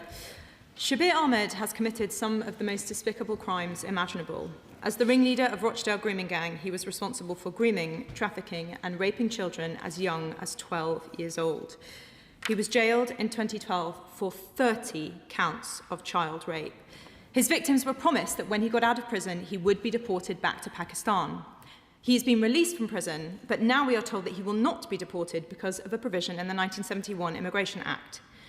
The idea that he might be allowed to stay in this country because of a clause in a decades-old law designed for a completely different time and context is not just absurd, but sickening. As recently as 2023, parole officers concluded that Ahmed poses, and I quote, a very high risk of serious harm to children. How can he possibly be allowed to walk the streets again? When the law produces an outcome which is so clearly so wrong, the law must be changed. And the government must now change this law to make sure that we can remove Ahmed. Members on this side of the House, including the Leader of the Opposition, have made clear that if the Home Secretary puts forward changes to the law which would allow us to deport Shabir Ahmed, we will support them. The Shadow Home Secretary has already drafted an amendment that the government could adopt. The argument for deporting Ahmed is clear, and the mechanism has already been created. All that remains in question is whether the government has the will to act. If so, then we will be happy to support them. If it does not, people across this country will rightly ask, as they already are, whether this is a government that can really keep the British people safe. I'm grateful for the Honourable Lady's question and subsequent follow-up. I share her anger, and I share her concern too at the anger of the British people who rightly expect that when foreign offenders break our laws, they're removed from our country. That's why we've made the removals to degrees that we have. I will look closely, as we always do, at all amendments and new clauses put forward by the opposition and all honourable and right honourable colleagues to legislation or other ideas as they come forward. As I say, in the context, I couldn't be clearer that all options are on the table at this stage. I might gently say there was, of course, a significant period of time between conviction and the change of government where these changes weren't brought forward, including by some of them some individuals that I expect to be co-signatories. Nevertheless, we are where we are, and the spirit in which she offers that support, I think, is welcome, and I think the public will want to see Parliament come together to make sure that in cases where people commit really serious crimes, we're able to remove them from the country. Jim McMahon. Thank you, Mr. Speaker. Shabir Ahmed and his co-offenders committed grave crimes which shook and angered the country. His victims and survivors are foremost in our minds today, and they deserve justice. Now, there are two aspects to deportation. Firstly, getting our own legal house in order, and then secondly, securing an agreement with Pakistan. So on the first, once Shabir Ahmed was deprived of his British citizenship, it would have become apparent that the provisions in the Immigration Act 1971 did create a barrier to deportation. So can I ask, given where we are now, that all options are on the table, including on Monday, when the Immigration and Asylum Bill comes before the House? And secondly, can you update the House on what conversations are taking place with Pakistan? For that question, I've known the honourable gentleman for a very, very long time indeed. I know on this issue and the protection of his constituents in Oldham, he is resolute and is fighting day by day, and his contribution is very much in the spirit of that. I can absolutely confirm with him that all options are on the table. I share his anger, the anger of his community on this issue. With regards to engagements with the government of Pakistan, that is something that I've done personally in recent months, and we do on a very frequent basis indeed. It is in all our interests for us to have excellent returns agreements with as many countries as possible that are functional as well, and that's the work that we do is all in line with that spirit. Liberal Democrat spokesperson. Thank you, Mr. Speaker. My thoughts are with the victims and survivors who have already suffered unbelievable harm and trauma. They have been failed at every stage and they deserve better. It's completely unacceptable that someone who's been convicted of such vile offences, who has rightly been stripped of his British citizenship, cannot be deported because what I would believe is a loophole in the law. The law was not intended back in 1971 to protect people like this and must be rectified as a matter of urgency. Please will the Minister tell the House when the government will bring forward the necessary changes? Have they set a deadline for doing so? And what progress has been made in discussions with Pakistan to ensure this offender is deported? I'm grateful for that question, the spirit in which the honourable gentleman puts it.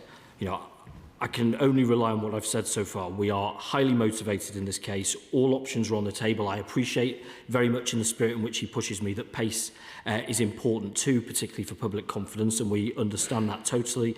On the point on the engagement with Pakistan, as I said to my honourable friend, that's something we do frequently. That's a very important relationship for us, and we will continue to engage with them in that normal way. Elsie Blunder. Thank you, Mr. Speaker. The last week has been profoundly difficult for constituents in the communities that I represent, communities that still bear the scars that Shabir Ahmed has inflicted from takeaways in Haywood. Over the last week, I've spoken with family members of one of his victims, and they understandably are fearful and deeply let down by his release. For my constituents, any right that he had to walk our streets was forfeited when he committed those vile crimes. Can I therefore ask the Minister what reassurances he can give my constituents that nothing is off the table when it comes to the consequences faced by Shabir Ahmed and those who abuse children? I'm grateful for that question, and I know that across Lancashire, across Greater Manchester, there'll be a great deal of people who have the same feelings that my honourable friend's constituents have. I want to give a very clear assurance. These are very, very stringent conditions that have been placed on this individual. If he breaches them, that would be very serious and indeed would mean he would be eligible to return to prison. So that is taken exceptionally seriously. But I hear the spirit in which he raises it, and that's the spirit in which the government's working. Thank you, Mr. Speaker. I can't quite believe the words I'm hearing from the Minister. The Minister says all options are on the table, but the only option that the government should be considering is deportation. The Minister has the ability to bring through emergency legislation, which I'm sure will get the backing of all sides of this House to ensure that Shabir Ahmed is deported. When will the Minister be bringing forward this legislation so that we in this House can vote on it and make sure that this individual that has caused heinous crimes across Rochdale is deported? Speaker, the honourable gentleman is an esteemed member of the Home Affairs Select Committee, so he knows that when he says only deportation, that deportations are multifactorial. It includes barriers in our own domestic laws, barriers perhaps in other laws too, as well as the returns agreements we have around the world. He has heard from me the spirit in which we're operating in this. I can only be as clear as to say that all of those options are on the table. He raises important ways too, but it is never quite as easy, I think, as he's put there. But I know of his motivations. I think I share them myself, and I'm sure at the right moment he'll be keen to support us in our work. Shabir Ahmed is a dangerous, manipulative paedophile whose sickening crimes are a damning indictment of the failure of the public authorities to adequately protect the victims of the Rochdale grooming gang. So does the Minister agree with me that now we've got a new immigration bill, we have the chance, we have the power within this House to change the law to make sure that child rapists like Ahmed are indeed deported back to Pakistan? And does he also agree that's just the first step, as he's hinted, the first step towards making sure we pull every legal, diplomatic and economic lever to make sure that Pakistan take back those who've caused gross abuse in our country? I'm grateful for that contribution from my honourable friend. He has been raising this from his first day in this place, including with myself, with my right honourable friend, the Home Secretary, and many, many others indeed. He makes a very important point around possible legislative vehicles. I have to say that we are looking at all of those options, as I've said to him, and similarly he raises important issues with regards to how we work with countries where we remove individuals to. And again, I will give him my total assurance that we work day in, day out with returning countries to make sure that they take back their foreign offenders. Sir Julian Lewis. Thank you, Mr. Speaker. Is it true that the diplomats in the Foreign Office who deal with Pakistan are part of the obstacle to getting rid of this loathsome individual? And does he agree with me that it's long overdue that the moral courage, indeed heroism, of former Labour MP Anne Cryer, who first exposed this horrendous abuse, should be properly and officially recognised?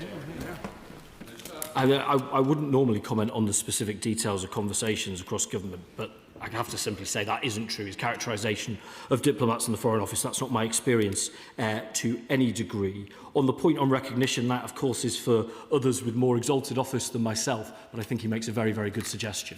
Graham Stringer. Mr. Speaker, we can't call ourselves a civilised society while Shabir Ahmed is walking the streets of this country. I agree with the thrust of the Honourable Lady's question, but surely there is another approach to this to get him off the streets of our country, which is to put him back in prison and change the law that reduces the tariff for uncivilised wretches like this, so he can be put straight back in prison. I'm grateful for that question. I mean, on the purpose of this case, this sentence that this heinous individual received had an auto-release at 2/3 of it, which means that legally he can't be detained anymore. But as I say, the licence conditions are exceptionally strong and, of course, have therefore a route to recall if not properly followed. But I would point to the Sentencing Act changes that this Parliament has made in recent months. We've made grooming an aggravating factor, so vile criminals face being locked up for longer for this type of thing, I think exactly in the spirit in which he talks about. Thank you, Mr. Speaker. Will the Minister commit to reviewing every case where an individual has been stripped of his British citizenship on public protection grounds but remains in Britain because deportation has failed, and tell the House how many such people there are? In the case of this situation, there are no other ones. But what I would say to the Honourable Lady is that we are resolute in pursuing the removal of foreign offenders, and where there are hurdles, be they legal, be they ones with country of return, we work every day to make sure to overcome those hurdles. So, of course, we will work in that spirit.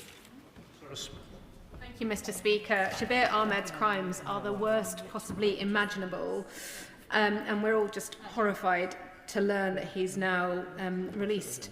Can the Minister confirm that while they are looking at every option to remove this vile individual, when does the Minister expect to bring forward those options and the legal solutions to this situation?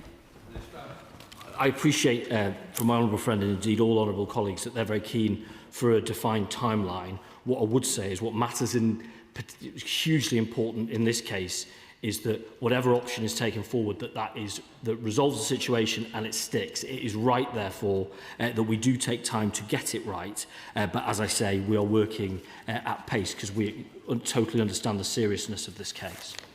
Dr. Neil Shastri. Thank you very much, Mr. Speaker. I have a great deal of respect for the Minister, who has adopted the tone of the House, who are united on tackling this issue, but there is clearly a lacuna in the law as it stands. It will take time, however fast the government works, in order to get that onto the statute books. In the interim, is the Minister prepared to use sanctions against Pakistan to ensure the deportation of this grievous individual?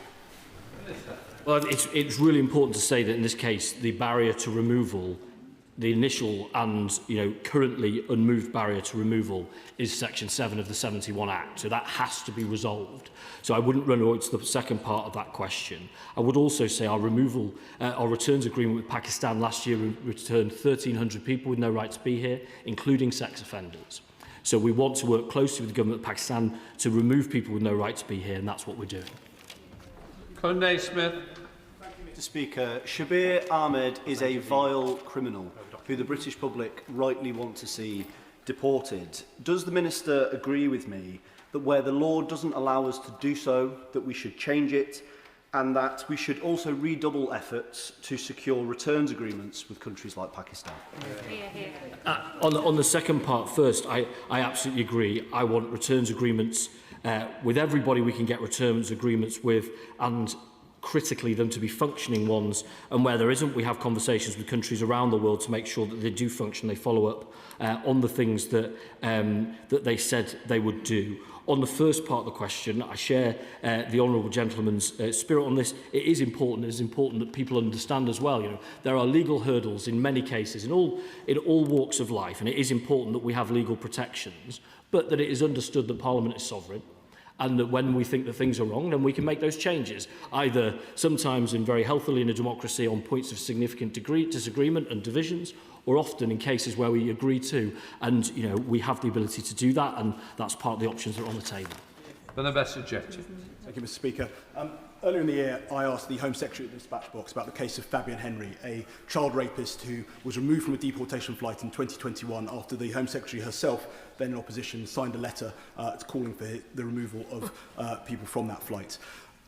Earlier this year, last October, I also asked the Minister himself for an update on Fabian Henry and whether he was still in the country, and he refused to tell me based on the fact that the Home Office doesn't comment on individual cases.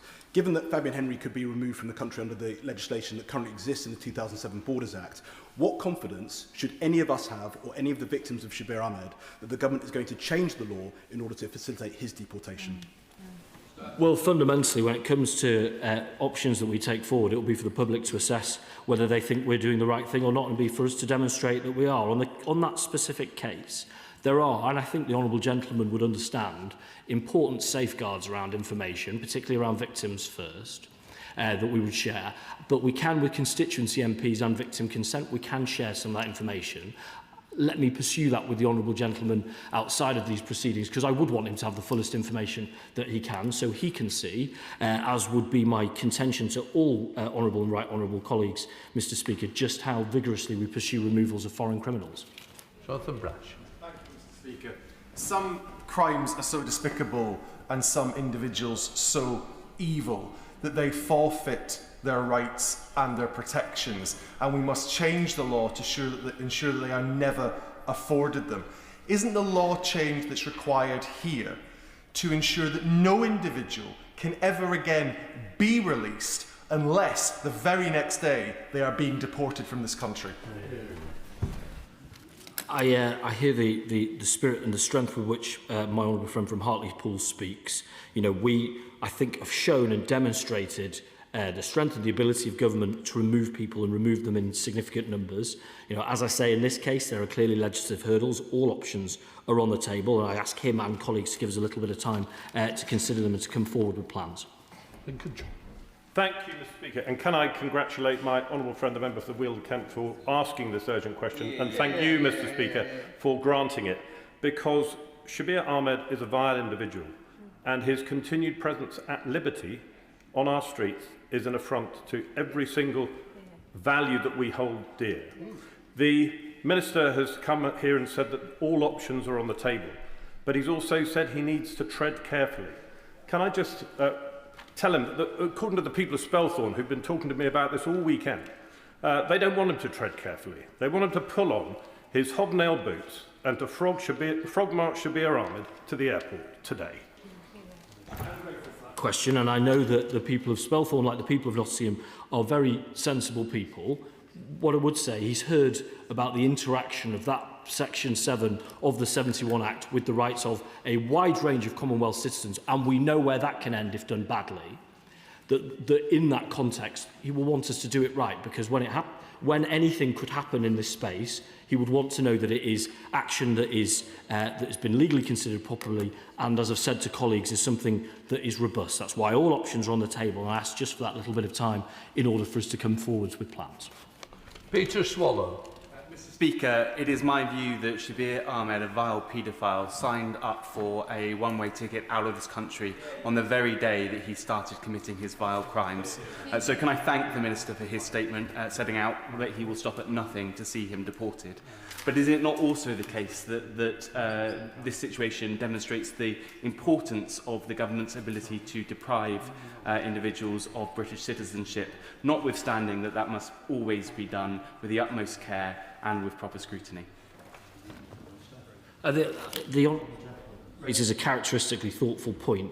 The ability to deprive individuals of British citizenship, the ultimate kind of foundational right that we all share collectively and across the country, is a very significant step, but a crucial tool in the armoury to make sure that people who come to this country, who commit crimes here, but that they are removable. That is really important and something that we take exceptionally seriously. Rutland. Thank you, Mr. Speaker. My thoughts are with the victims and survivors of Shabir Ahmed and the Rochdale grooming gang.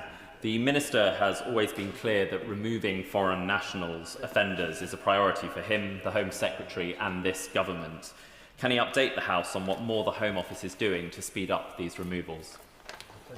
The honourable gentleman raises an important point. We have made significant progress, and as I say, we've removed 10,000 foreign offenders, nearly 10,000 since we made in our asylum policy statement in November and brought forward in legislation last week that there are hurdles that are used to frustrate removal, be they abusing crucial protections through the Modern Slavery Act, be they a gaming of Article 8 of the ECHR, which is far wider than the Strasbourg case law. That's why we've brought legislation forward to make sure that we are able to remove people who forfeit their right to be in the country. Chris Spence. Thank you, Mr. Speaker. I thank the Minister for his answers on this UQ so far, and in particular his commitment to framing this debate about the victims of these terrible crimes, and they should always be in our thoughts when we have these sorts of debates. And he will know, because I've asked him previously, to commit to making sure that when foreign nationals come to this country and break our laws, particularly in such vile and disgusting ways, he will do everything he can to ensure that they do not stay and they are made to leave. So can he repeat that commitment here today and reassure residents in Harlow that this government will keep them safe?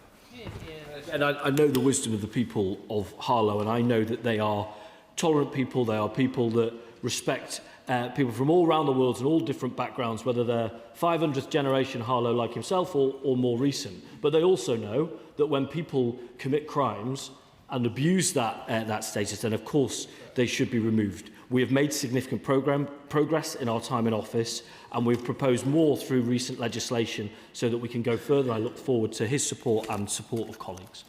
Right, that completes the urgent question. Let the front bench change over.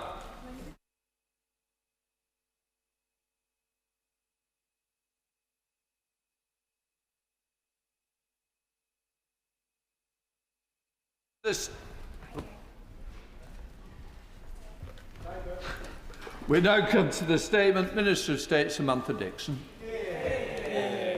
Thank you, Mr. Speaker. Genuinely free and fair elections are the bedrock of our sovereignty. They are how our people in this country choose their government and hold power to account. But we've seen our democracy under attack. Whether it's foreign actors trying to find ways to divide us from each other and rip communities apart, funding divisive political actors here in the UK or through mis- and disinformation online, or public figures refusing to play by the rules, eroding trust by being either unwilling or incapable of being honest and transparent about the support they receive. No Labour government will allow our democratic process to be distorted by foreign interference, hostile states or malign actors here in the UK from seeking to distort our politics. That's why, to complement the stringent steps we're already taking in the Representation of the People Bill to protect our democracy, the Secretary of State commissioned Philip Rycroft to conduct an independent review of risks posed by foreign financial influence in UK politics. In March, we welcomed Mr Rycroft's comprehensive assessment. Today, I'm pleased to be publishing the government's full response, accepting all of Mr Rycroft's recommendations. The UK already has a strong framework to detect, deter and disrupt foreign interference, but hostile actors adapt. So must we. We will now take forward a programme of reform to strengthen our defences and restore public confidence. In response to Mr Rycroft's recommendations, we will strengthen our political finance rules through amendments to the Representation of the People Bill. As the House was previously told, we will introduce an annual £100,000 cap on donations and regulated transactions from overseas electors. A cap recognises legitimate participation while ending the risk of unlimited overseas money entering our politics. Recognising that risk continues when British citizens return to the UK, I'm now announcing we will also introduce a minimum residency period, where an overseas elector returning to the UK must be here for a full calendar year before that cap is lifted. To ensure there is no opportunity for individuals to circumvent the new regime, once the measures come into force, that minimum residency period will apply retrospectively from the date of our original announcement on the 25th of March. We recognise similar risks exist with other electors who have recently lived abroad but were not registered as overseas electors. We will apply the same cap and minimum residency period to anyone who moves to the UK after today and was not previously an overseas elector. To ensure these individuals can't circumvent the rules before a commencement, a modified cap will be applied retrospectively. An annual cap of £100,000 per recipient will apply to donations they make between today and the date of commencement of the measures, including any regulated transactions they enter into from today. On commencement, the cap and the minimum residency period will apply in the same way as for those who were formerly overseas electors. As previously announced, we will introduce a moratorium on all political donations of any amount made via cryptocurrency. Until the regulatory environment is robust enough, donations in cryptocurrency should not be a route for money to be channelled into British politics. Mr Rycroft outlined clearly the ways in which he believes the corporate donations provisions in the Representation of the People Bill can be tightened. Having carefully considered his reasoning, we will amend the corporate donation test so that it is based on post-tax profits rather than revenue measured over 5 years. No corporate donor should be able to put more into UK politics than it's made in post-tax profits. This makes clear that corporate political donations must be rooted in genuine UK-based economic activity, closing a potential loophole our adversaries might exploit. To ensure our reforms to the political finance framework are robust and enforceable, we'll introduce a new donor declaration to be made by anyone donating above a specified threshold. We'll engage with the Electoral Commission and political parties as we develop the declaration, including an appropriate threshold. Mr Rycroft sets out the positive impact the new Know Your Donor rules will have in helping to ensure that parties act in the public interest. He also sets out his concerns about the rigour of those rules. We will strengthen the Know Your Donor requirements in the bill, adding location as a risk factor in parties' due diligence around donations. We will also strengthen rules and transparency on donations to candidates. Mr Rycroft highlights significant risks in the current rules around these donations and a lack of transparency around what is spent or around the donations being used to fund this spending. We will therefore require candidates to declare that donations used to fund campaigning prior to formally becoming a candidate are from permissible sources. Donations made during that period above £2,230 will need to be declared. Secondly, we will give the Electoral Commission stronger tools to do its job. Mr Rycroft reports that basic transparency requirements are essential to sustaining public trust and that there is currently unnecessary inhibition on the enforcement powers of the Commission. We agree. We will therefore provide a clear statutory basis for standardised political finance reporting that will make the data easier to compare, scrutinise and enforce. We will create a broad, reciprocal information sharing gateway, allowing the Commission to work more effectively with relevant public authorities. And we will extend the Commission's powers to require information outside a formal investigation, which means earlier scrutiny, faster action and stronger enforcement where risks emerge. These reforms will give the regulator the powers needed to protect the integrity of political finance. Thirdly, we will strengthen enforcement. The most serious breaches of electoral law, especially involving foreign interference, must be met with the right expertise and capacity. Mr Rycroft concludes that the robustness of the current enforcement arrangements require the police apparatus to hold the requisite expertise and to be adequately resourced to deal with the complex instances of criminal breach of electoral law. We will therefore work across government and with policing partners to strengthen and formalise national capability in this area. We also accept that criminal thresholds and sentencing must provide a credible deterrent. We will work at pace with law enforcement, the Electoral Commission, prosecuting authorities, devolved governments and political parties to develop proposals. We will also strengthen our response to the wider influencing environment, including hostile state activity online. Mr Rycroft makes important points concerning the dramatic change in context in recent years within which our democratic process functions, and how this has created new opportunities for malign foreign influence, regardless of whether money is changing hands in the UK. We won't ever stop working to counter interference in our democracy.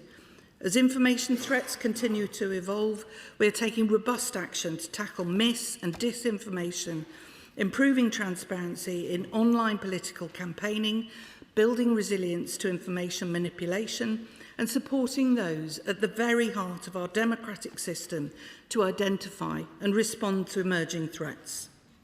And we will also consider further reforms to online political advertising, digital imprints, lobbying transparency and other routes through which foreign money may seek to influence our politics, including looking at the adequacy of the current regulated period and to take forward work on AI and algorithms. Finally, we accept the need for clear leadership and stronger coordination across Whitehall. Following Mr Wyckoff's recommendation, the Cabinet Secretary has appointed the Permanent Secretary of the Home Office to lead responsibility for sustaining our democracy. Mr Speaker, this is a serious and substantial package of reform. It will bring more transparency to political finance. It will tighten donation rules. It will strengthen enforcement.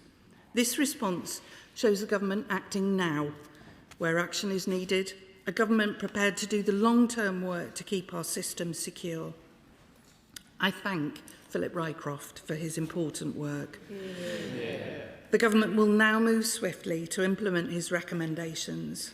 The people of the UK must know their elections are free, fair and protected from foreign interference. I commend this statement to the House. Minister Paul Holmes. Thank you very much, Mr Speaker. And can I thank the Minister firstly for advance sight of her statement and thank Philip Rycroft for his review. At second reading of the Representation of the People Bill, Conservatives reaffirmed our support for measures to tackle foreign interference in light of growing threats from China and other hostile actors.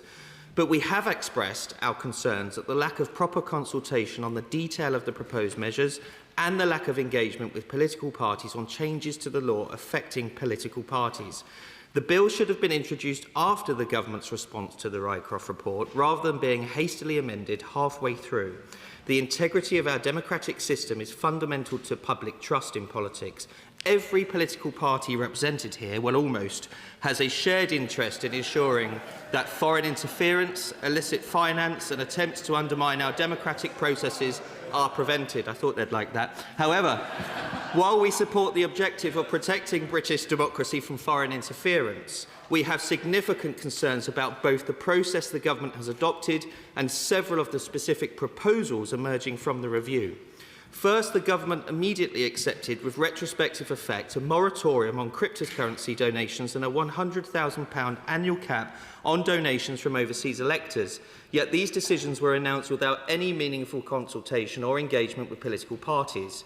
That is particularly disappointing because questions of party funding have traditionally been approached through dialogue and cross-party discussion.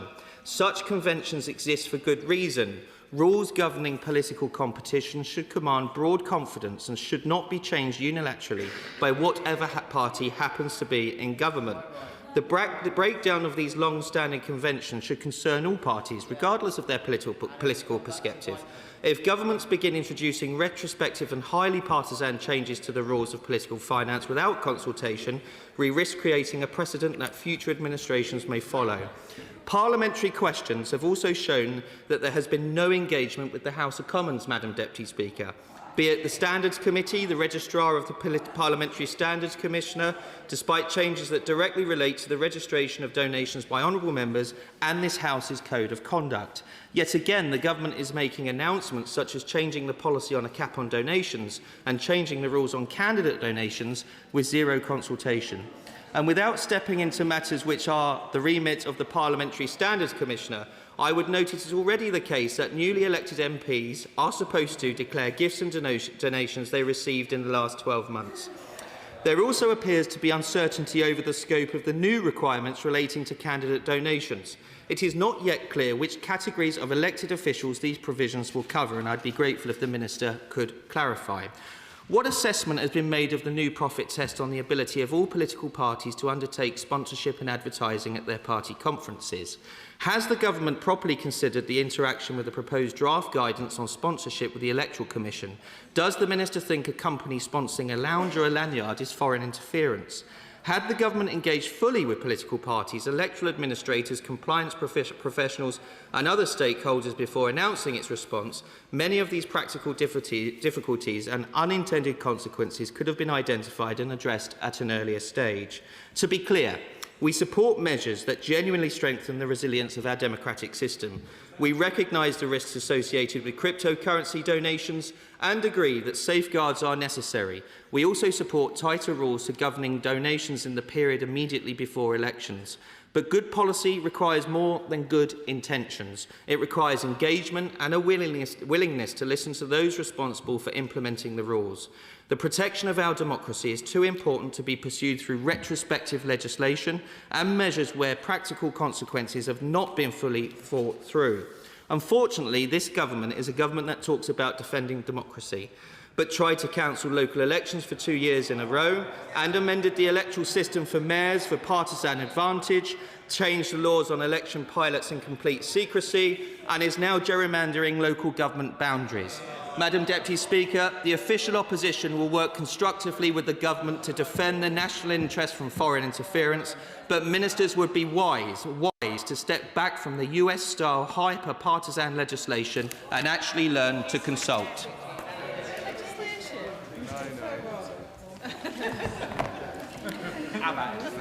I'd like to thank the Shadow Minister for work constructively with the government on these issues. He and I have worked very constructively to date. We have met on a number of occasions to discuss these issues. I know that the political parties committee at the Electoral Commission are also cited on the changes as we go forward. I will be meeting with other parties' representatives too. I would have met with them today if we had not tabled this particular statement today, and I hope to do so as soon as possible. I should underline that the existing standards arrangements are unaffected by these proposals. So I look forward to meeting him and working with him in the future. Thank you, Madam Deputy Speaker, and I thank the Minister for this statement this afternoon. I join her in paying tribute to Philip Rycroft for his tireless efforts in producing this review. And to the Shadow Minister, I agree with him in that we do need to make sure all political parties sign up to this. It is important because the public do not expect us to fund political parties. We have to be honest about how political parties are funded. But I'd agree with him more if it wasn't for the last government trying to interfere in the work of the Electoral Commission, which this Labour government then cancelled. The public rightly expects us to ensure that foreign money does not interfere or taint our democratic system in any way. And it's good to hear the Minister accepting all the recommendations in this review. And it's really important that we are looking at where cryptocurrency is coming from. I just wanted a clarity from the Minister. Firstly, the requirement for candidates to prove the source of campaign funding prior to becoming an official candidate. Can the Minister explain the scope of this? So, for example, would it be possible for illegitimate funds to buy or rent a house in a constituency for a prospective candidate with the aim to help them get elected? I would also be grateful if the Minister will confirm that the final recommendation on a standalone permanent secretary to lead on responsibility for security of our democracy. Can the Minister confirm that discussions have been ongoing with different departments? We have to get this right. It's a cross-cutting, cross-departmental work, and it will only work if there's one person in Cabinet leading on it. Yeah. I'd like to thank the Chair of the Select Committee for her question. She raises some important points. I will not be drawn into discussing specifics around individual hypothetical cases. We legislate in principle, and I will continue to do so, but will provide further details to her in writing about the arrangements.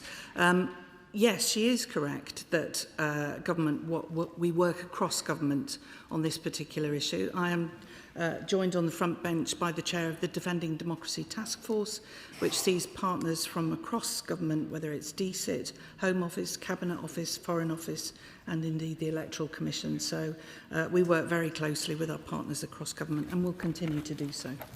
Spokesperson Lisa Small.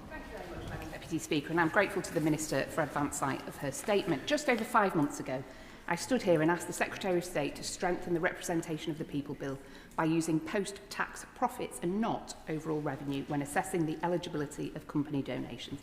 He rejected that plea, as did the Minister at committee stage, but I am delighted that the Minister has now agreed to accept this.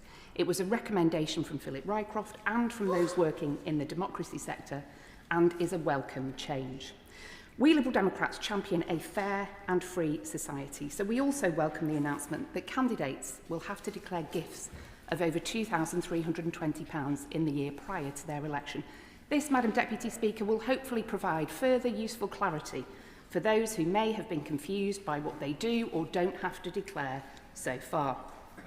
We welcome steps towards cracking down on any foreign interference in our democracy, but we still have some way to go.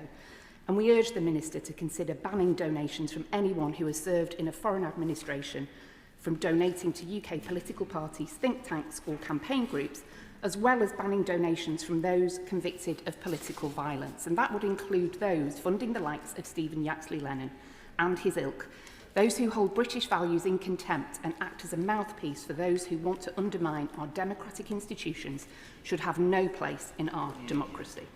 We need a much more transparent system going forward to ensure the British people have faith in politicians. The Minister's announcements today close loopholes, but too many remain.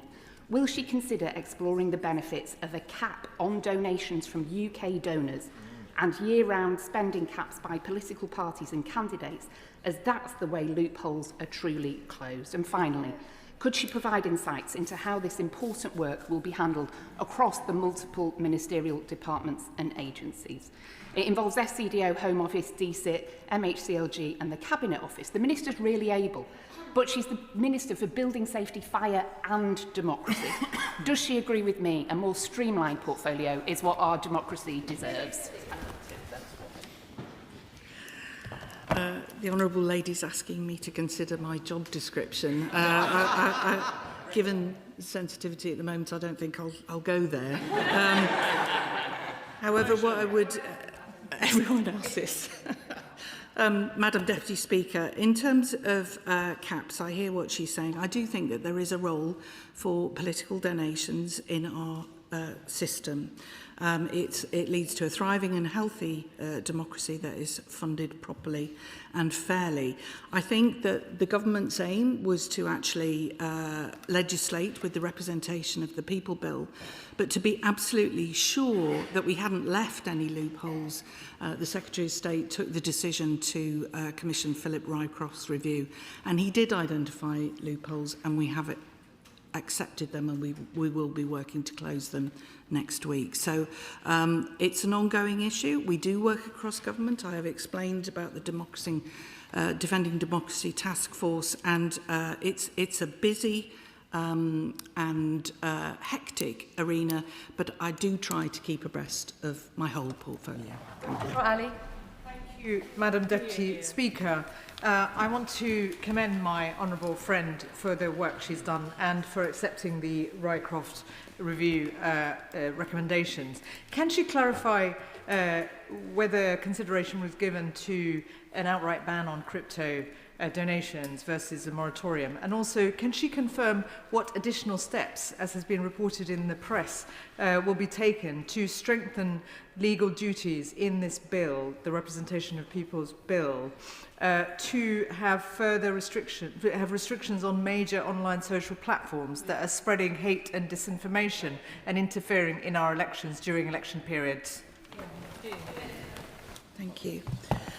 The government's view is that the anonymity inherent in cryptocurrency transaction creates a route for foreign or illegal actors to channel money through our politics. So we are introducing a moratorium on the use of cryptocurrencies to safeguard the integrity of our political finance system. We intend the moratorium to end once the regulatory environment around cryptocurrency is robust enough to protect that integrity.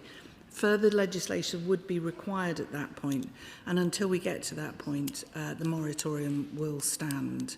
I'm quite happy to write to her on the other points that she raised. Right. Thank you very much, Madam Deputy Speaker. Can I agree with the Minister? There's a great deal to welcome in Philip Rycroft's conclusions. She's talked in her statement about corporate donations. Can I ask her to confirm that she is conscious of the vulnerability which the Electoral Commission has identified for some time around unincorporated associations, and that she is focused on ensuring that that vulnerability is addressed? Yes, the right honourable gentleman is absolutely correct, and we will be taking forward through the representation of the bill measures to address that. Liam Byrne.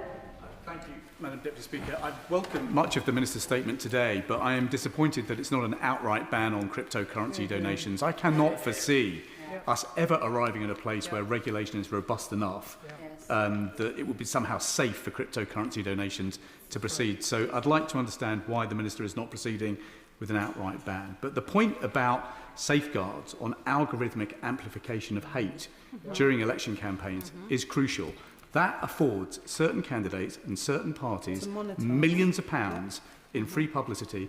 It affords them an income stream from social media platforms. Why are we not banning that now? Thank you. I think that the bar will be set very high before the moratorium ends. I think that I could give him that reassurance. We need to be sure that no foreign actor or malign actor could use cryptocurrency to influence our political system before we'd even consider lifting that moratorium. So to give him that assurance that the bar will be very high before that happens, if it happens, I would say. In terms of the algorithms, we have more work to do. We will be working hard with partners across government to actually address this, and I hear what he says. It is a serious issue that we will address. Thank you, Madam Deputy Speaker. The government is right to pursue this. Foreign interference in UK politics is a blight and needs to be dealt with, and the government's right to commission Philip Rycroft to do the work. However, does she not understand that the optics of failing to consult early with political parties across the House aren't good? Whatever emerges has to command the respect of everyone.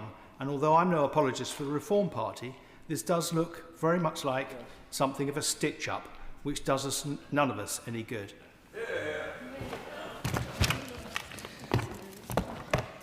I wouldn't accept the honourable gentleman's characterisation of this. The political parties have actually been consulted through the Electoral Commission panel, and we will continue to work with the political parties as we move forward. Peter Swallow. Thank you, Madam Deputy Speaker. We know that Russia not only orchestrated an arson attack on the Prime Minister's family, but also then orchestrated social media to spread false misinformation about that very attack. So I welcome the recommendations in the Rycroft review to strengthen enforcement.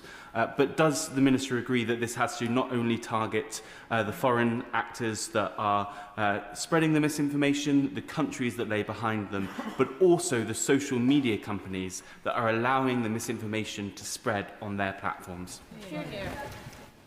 I agree with my honourable friend that the priority is to protect our political system from interference by foreign powers, including Russia.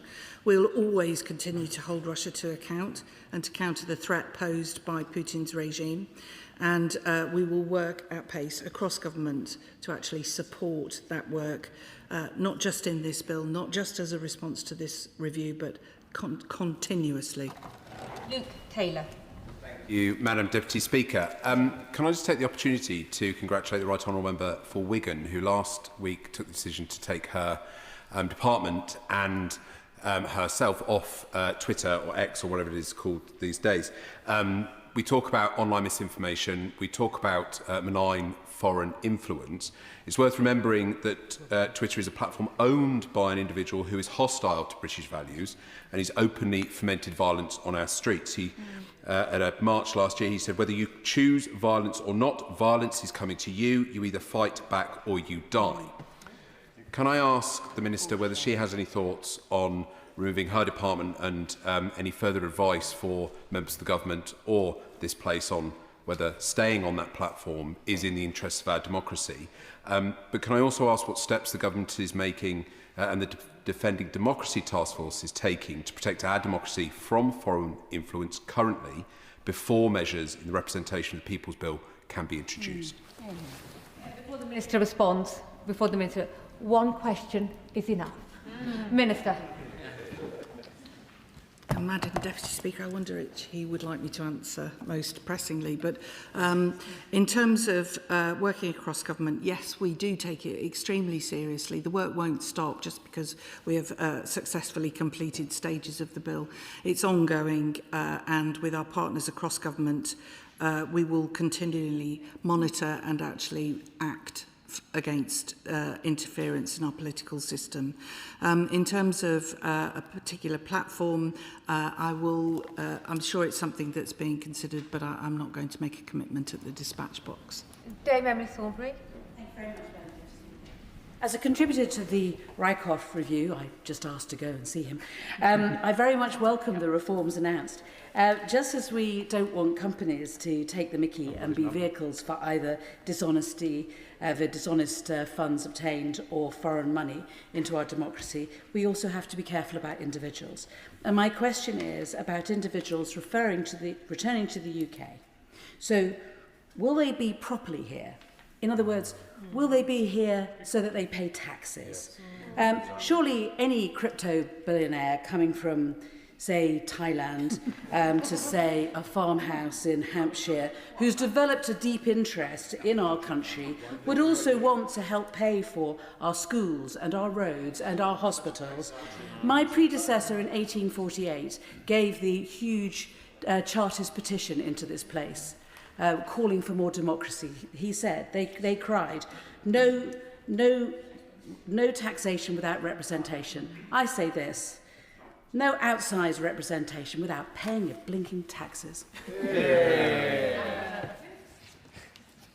I hear what the my honourable friend has said.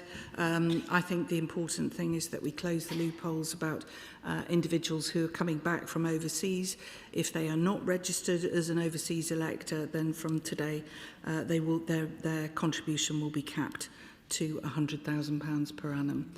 And I think that this closes a loophole that we would all support. Deputy Speaker, I welcome these modest measures being announced today. However, Thai-based billionaire and Reform Party donor Christopher Harborne has already insisted that these new rules will not stop him donating. Billionaires, oligarchs and all those who wish to subvert our democracy believe they're untouchable, so these measures must be rigorously enforced with severe punishments for anyone found breaking them. Given the ex-leader of Reform in Wales is serving 10.5 years in prison for taking Russian money during his time as an MEP, will the Minister ensure that anyone found guilty of undermining the integrity of our democracy is dealt with in the same severity? I thank the honourable gentleman for his question because he raises an important point about enforcement, and we are clear that the framework governing political finance must provide a strong, credible and effective deterrent against wrongdoing. It's important to make sure that both evidential thresholds and sentencing provisions support rather than hinder the effective investigation and prosecution of serious offences, particularly where such offences may undermine public confidence in the democratic process. We therefore accept the underlying intent of recommendation 12 of Rycroft. However, the government also considers that changes to the knowledge test and sentencing limits raise complex issues of proportionality, fairness and coherence across the wider criminal and electoral law framework. So we will be working closely with colleagues across the whole of government to make sure that it's addressed properly. Madam Deputy Speaker, I absolutely welcome the statement today from the Minister. It is integral that the public out there are confident that their politicians are not for sale.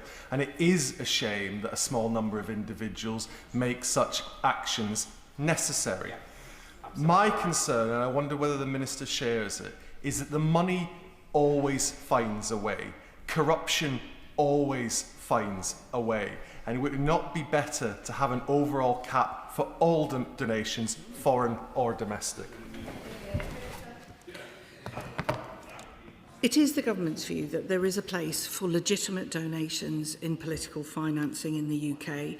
However, the representation of the People Bill, with the extra insight that Philip Rycroft has produced, will provide us with one of the most, well, if not the most, strenuous set of legislation around political financing that the country's ever seen.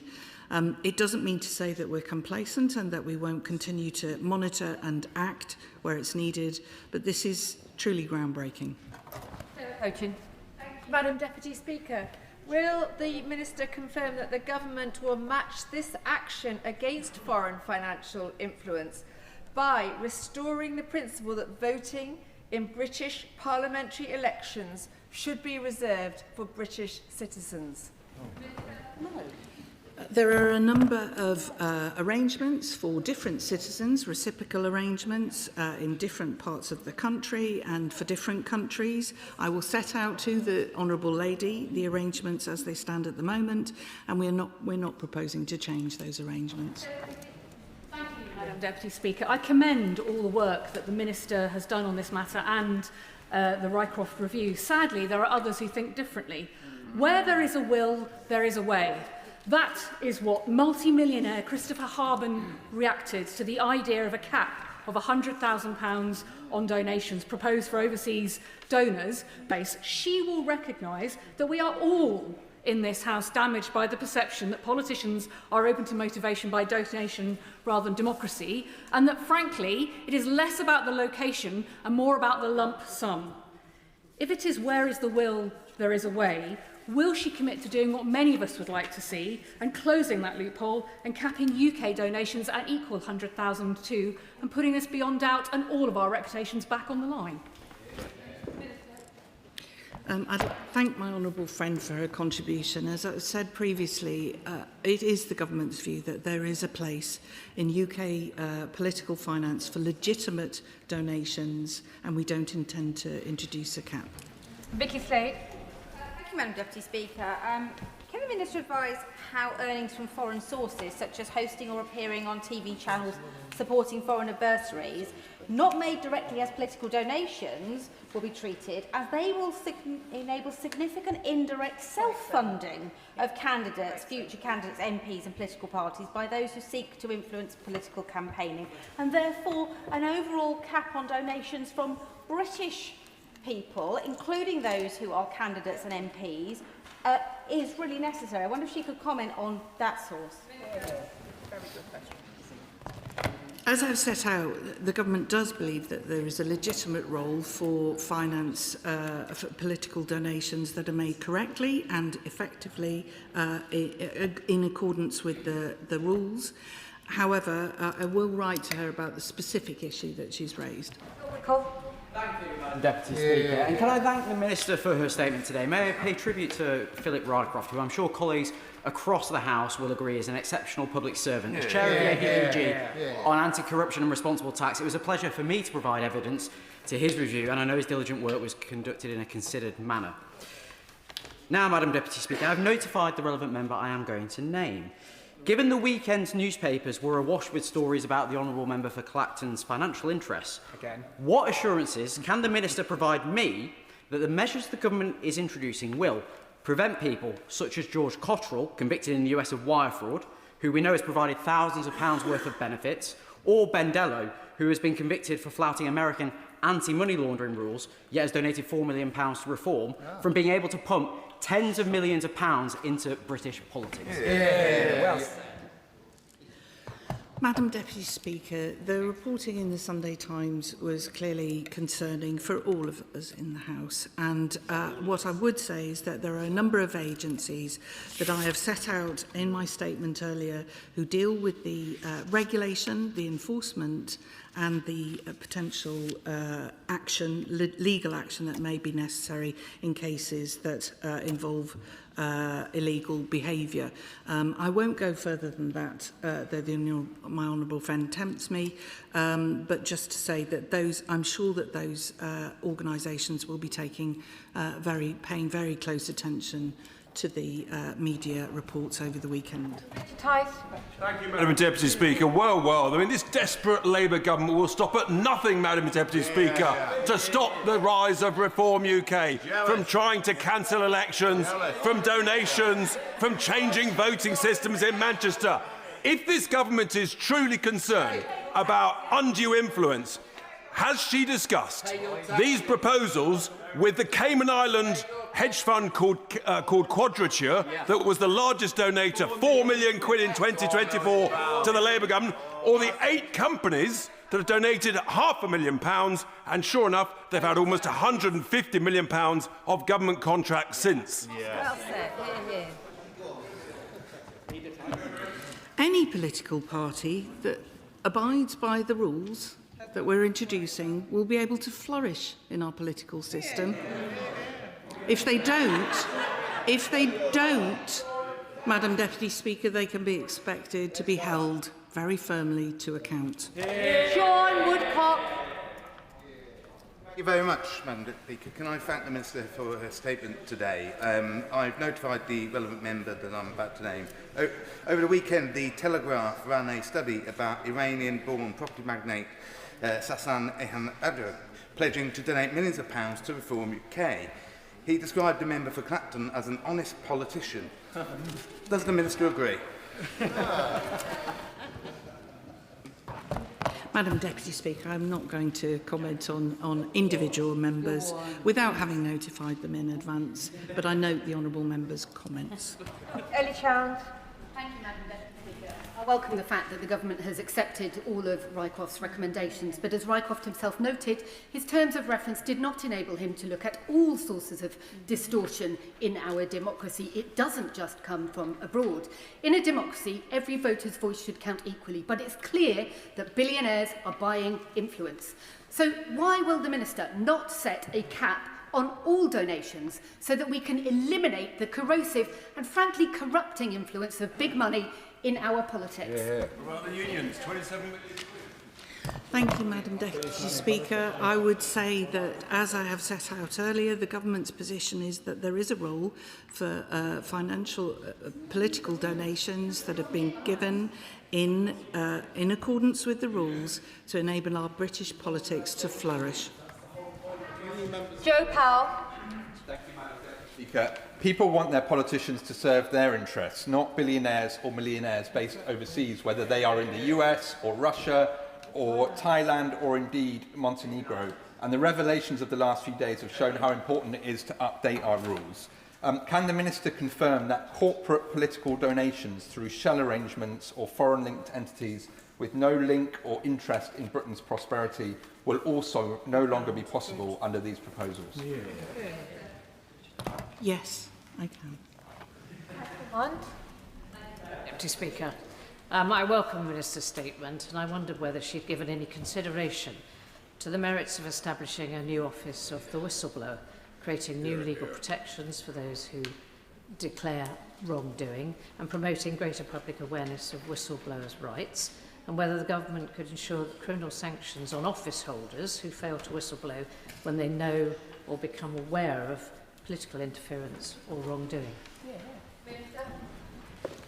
Thank you, Madam Deputy Speaker. The Honourable Lady raises an important point, and I think that actually as our independent regulator for our democracy, the Electoral Commission is always willing to hear from members of the public, from other political parties, from other sources about anything that people believe may have been done incorrectly, whether inadvertently or deliberately. So I would refer the Honourable Lady to the Electoral Commission, but I take her point.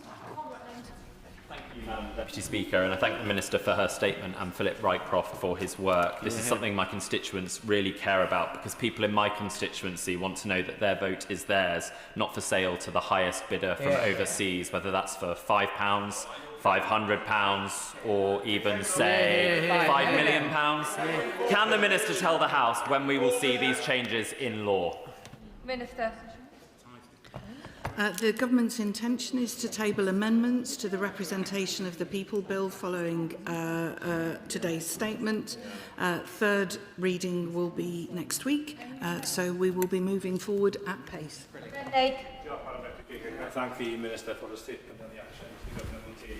Try and restore some faith in the public's faith in our democracy. One of the things she did mention is that the Know Your Donor rules will be strengthened, in particular to the location of potential donors. Has there been any consideration of also adding an individual or prospective donor's criminal history to that list of due diligence factors that a political party must consider when processing a potential donation?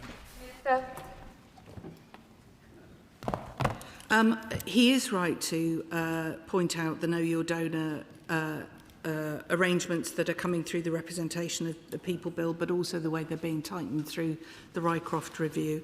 It's an important point that he raises, and I may come back to him in writing if I'm... Lloyd Hatton. Thank you, Madam Deputy Speaker, and I thank the Minister for her considered statement. Recently, we learned that shortly after receiving £5 million from a crypto billionaire halfway across the world, that the member